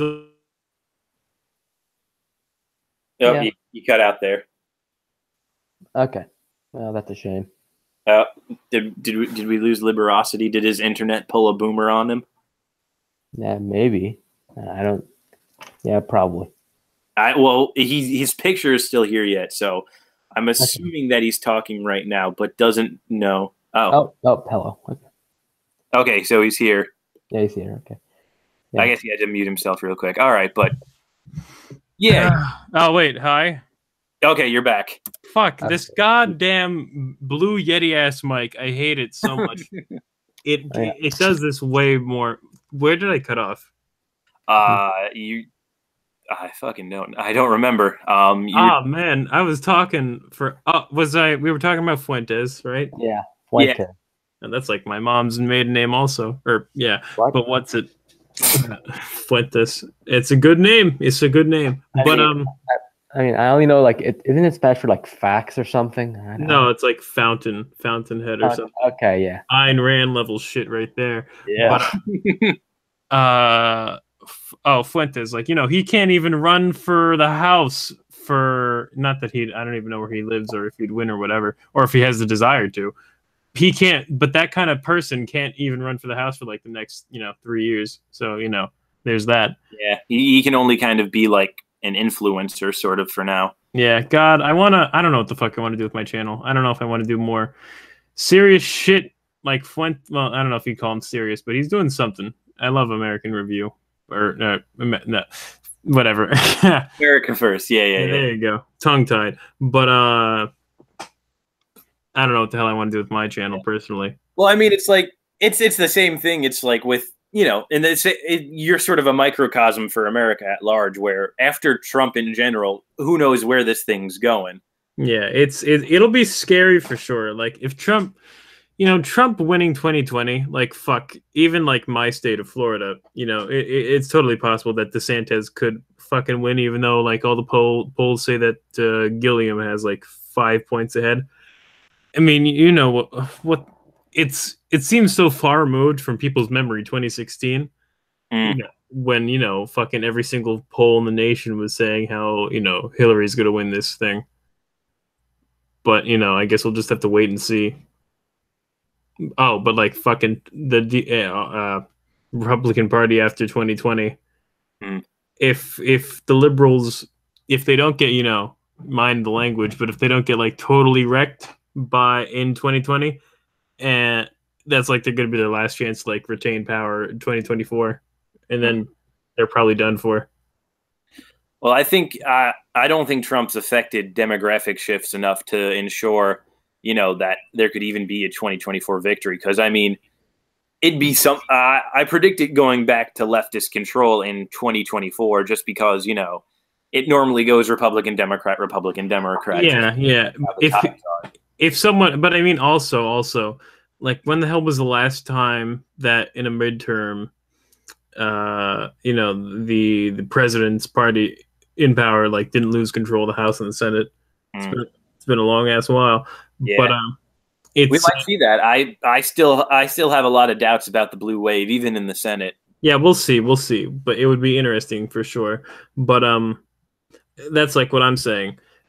I'm trying to like make the point, like, if anyone can do it, it's Trump. And like, if there's a good candidate in 2024 that can carry the torch, which I'm sure if Trump is around, I'm sure he could like fucking he'll start he'll make somebody worthwhile as protege, I'd imagine. Yeah, fucking shape me up by 20 years and I'd be good to go.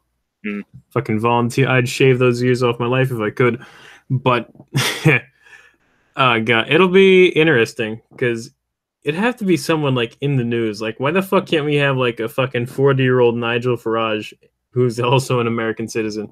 Yeah, well, I think if anybody could do it, I think there's the most potential for like a Rand Paul potentially type person to do it. Because I understand, he's not really the economic nationalist necessarily, but he hits a lot of the other key points that you look for in the kind of America First thing.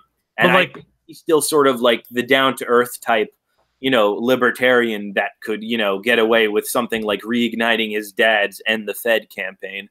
Yeah, that's fine. I mean, I'd vote for that. But like, say, I think because some pundits I remember hearing forever ago, and it's so true. It's that the right wing is like the only party that can like advocate on like fucking culture and values of the nation, whereas like the fucking left wing, they can't do that shit. That's what they fucking hate, that garbage.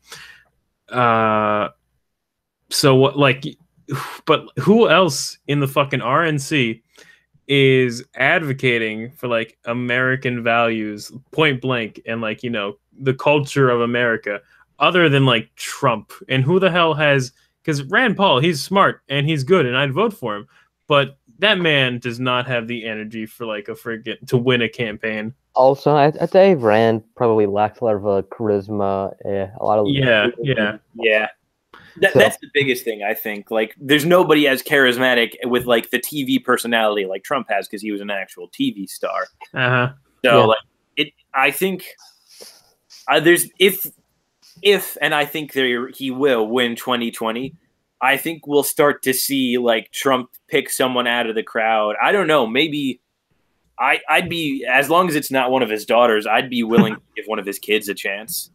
I'd say. I don't know. I'd say maybe one of his sons becomes a political operative within the RNC, but I think Junior is like trying to shape himself to be. But I don't know if he has the best life to do that. Yeah. I mean, I don't know. I don't think Trump does either, but he just kind of powers through it. So. Yeah, that's true. I mean, he's definitely. I mean, no one can be as charismatic as the Don. But yeah, like his biggest problem now is having to deal with, I guess, spurned lovers or whatever. Yeah, I mean, what, like Stormy Daniels came and went, and that's probably like what other shit? Oh, there's like one tape of him. There's the tape that supposedly has him saying nigger or something. You know how it is. Oh my god. Yeah. And like, I mean, would that actually fucking sway votes? Like, fucking, if you're black and you're voting Republican, you're already going against the grain. Is someone saying a slur, or if someone who you if a politician's saying a slur and you're already going that far against the grain, is that really going to do anything? No, I don't think so. Yeah. I mean, maybe some like fucking really like what Bernie bro. I mean, not like Bernie bros were going to vote for Trump in 2020, but some did. I know. I happen to know one personally. No, I'm saying not that they're going to vote for him again in 2020. Oh, right. But like like those. I mean, those white. What do the Chinese say? White left people. They're. I mean, I'm sure they'd get triggered by it, but it's not like they were going to vote for Trump again anyway. Yeah, it comes down to like your target audience again, and that's why I'm kind of like, if Trump were to significantly shift demographics, and I mean, given the fact that he still has 2 years to go, I don't see it happening, but it's still possible. What do you mean shift demographics? Like racial or like ideological? Racial, I guess.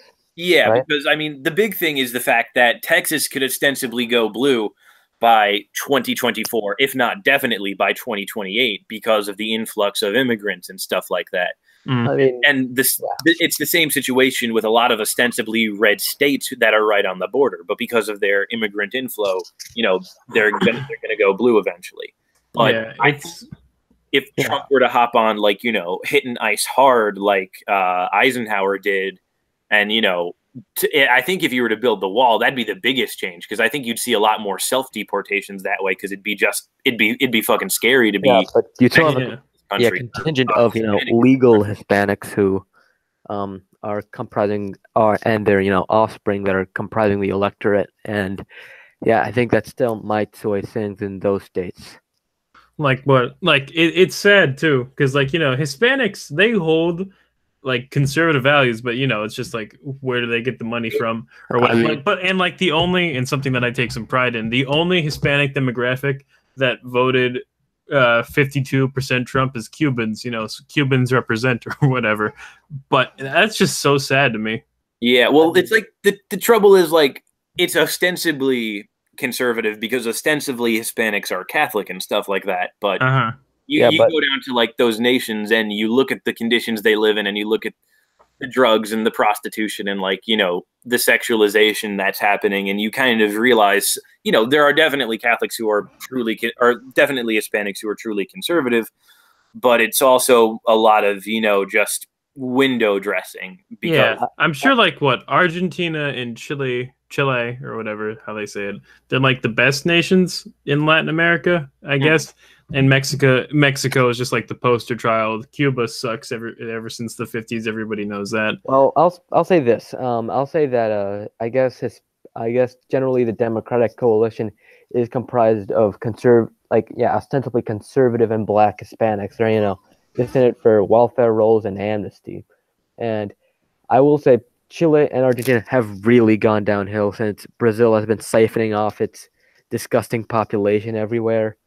And it actually might give Bolsonaro an actual edge in that election down there, since the demographics. Recovered from his stabbing yet? I think he's just a colostomy bag and needs to recover. I thought he fucking died. I don't really follow. He's still alive, and hopefully he wins, and the libs will be on suicide watch. We'll see. Like, how could you not? I don't know what the hell the politics of Brazil are, but like, you gotta like hand it to a guy who, a politician who gets fucking stabbed. I don't know. That's my mentality. But what's it? I forgot what I was gonna say. I mean, there's right-wing coalitions popping up all over the place. Like, there's some in Venezuela. There's like, what's his name with the B in Brazil. And you haven't really seen a proper left-wing authority, really, like, ostensibly socialists have taken power in Chile before, but they haven't even touched any of Pinochet's reforms. Yeah, like even Hispanic socialism, wait a second, or sorry. What? Go ahead, Roden. Go ahead. Yeah. Even in Cuba, I heard they we're willing to collaborate with like former SS officers and Chavez, Allende, and all these other South American socialists were like against Israel, and weren't very I guess sensitive in their language, and overall they were. And Juan Perón was pretty sure he was like took inspiration from Mussolini, and so did this Colombian populist named Gaitan. So yeah, there's definitely an element of like the Hispanic machismo culture that played a role in like not totally destroying the country's culture in that sense, because they just wouldn't have it. But at the same time, I don't think it's unfair to look at this sort of destruction that socialism in some form or another has brought to those countries. I'd say it's more it's a combination of factors. Socialism, I guess, generally the faults of central planning being one of them. But I think it just comes down to like a lot of racial and ethnic demographics, CIA involvement to sort of create a balance of power there. Yeah, you gotta I mean, as much as I fucking hate communism and whatever, especially despising because of Cuba and whatnot, the CIA did play their role in it. Dude. Like, Castro was such a Chad. Like, even when the CIA contracted one of his ex-lovers, he handed her a handgun and said, "You can't shoot me," and then and then survived. I mean, yeah, he has his personality. He was fucking nuts, but he had his personality still. Like, come on, if the CIA is trying to poison your milkshake, wouldn't you be paranoid? I don't. I mean, like, what his stories about. Like, okay, like I think we can separate like the Chad leaders themselves and the effects that they had. Yeah, and some of the thoughts that they had. But I see a merit in some sense in, I mentioned earlier how the Romans had bread and circuses, and one of the things that's often overlooked is the fact that, Romans actually contracted private bread bakers and handed out breads to the populace themselves. And, you got to think about it for a second. This was an empire that is pre-capitalist, and so it had a much lower economic output than we do today. And they were essentially, they weren't providing universal basic income, but they were essentially providing, universal basic food, I guess. I will say, the pitch for universal basic income does sound suspiciously similar to the typical DemSoc or democratic socialist pitch or communist pitch that, we're going to live in a post-scarcity utopia and you're allowed to do whatever you want and achieve full human fulfillment. Like, that is... Yeah, it's going to be Star Trek, essentially. God damn it. Fucking what's it? Oh, what's the term? You just said it. Basic... No, basic... Automatic luxury communism? Basic human income or universal basic income. Yeah, there you go. That shit, I fucking hate that shit so much. The argument is we can just cut out Social Security, Medicaid, and everything else and just put this deposit into every citizen's account. However, that's not taking account, for the eventual effects, which is, employers cutting wages, people typically having, I think it's high time preference and just pursuing bullshit, even worse bullshit jobs. Yeah, it'd be just destructive to the economy, and I don't see why any sane person pursues it.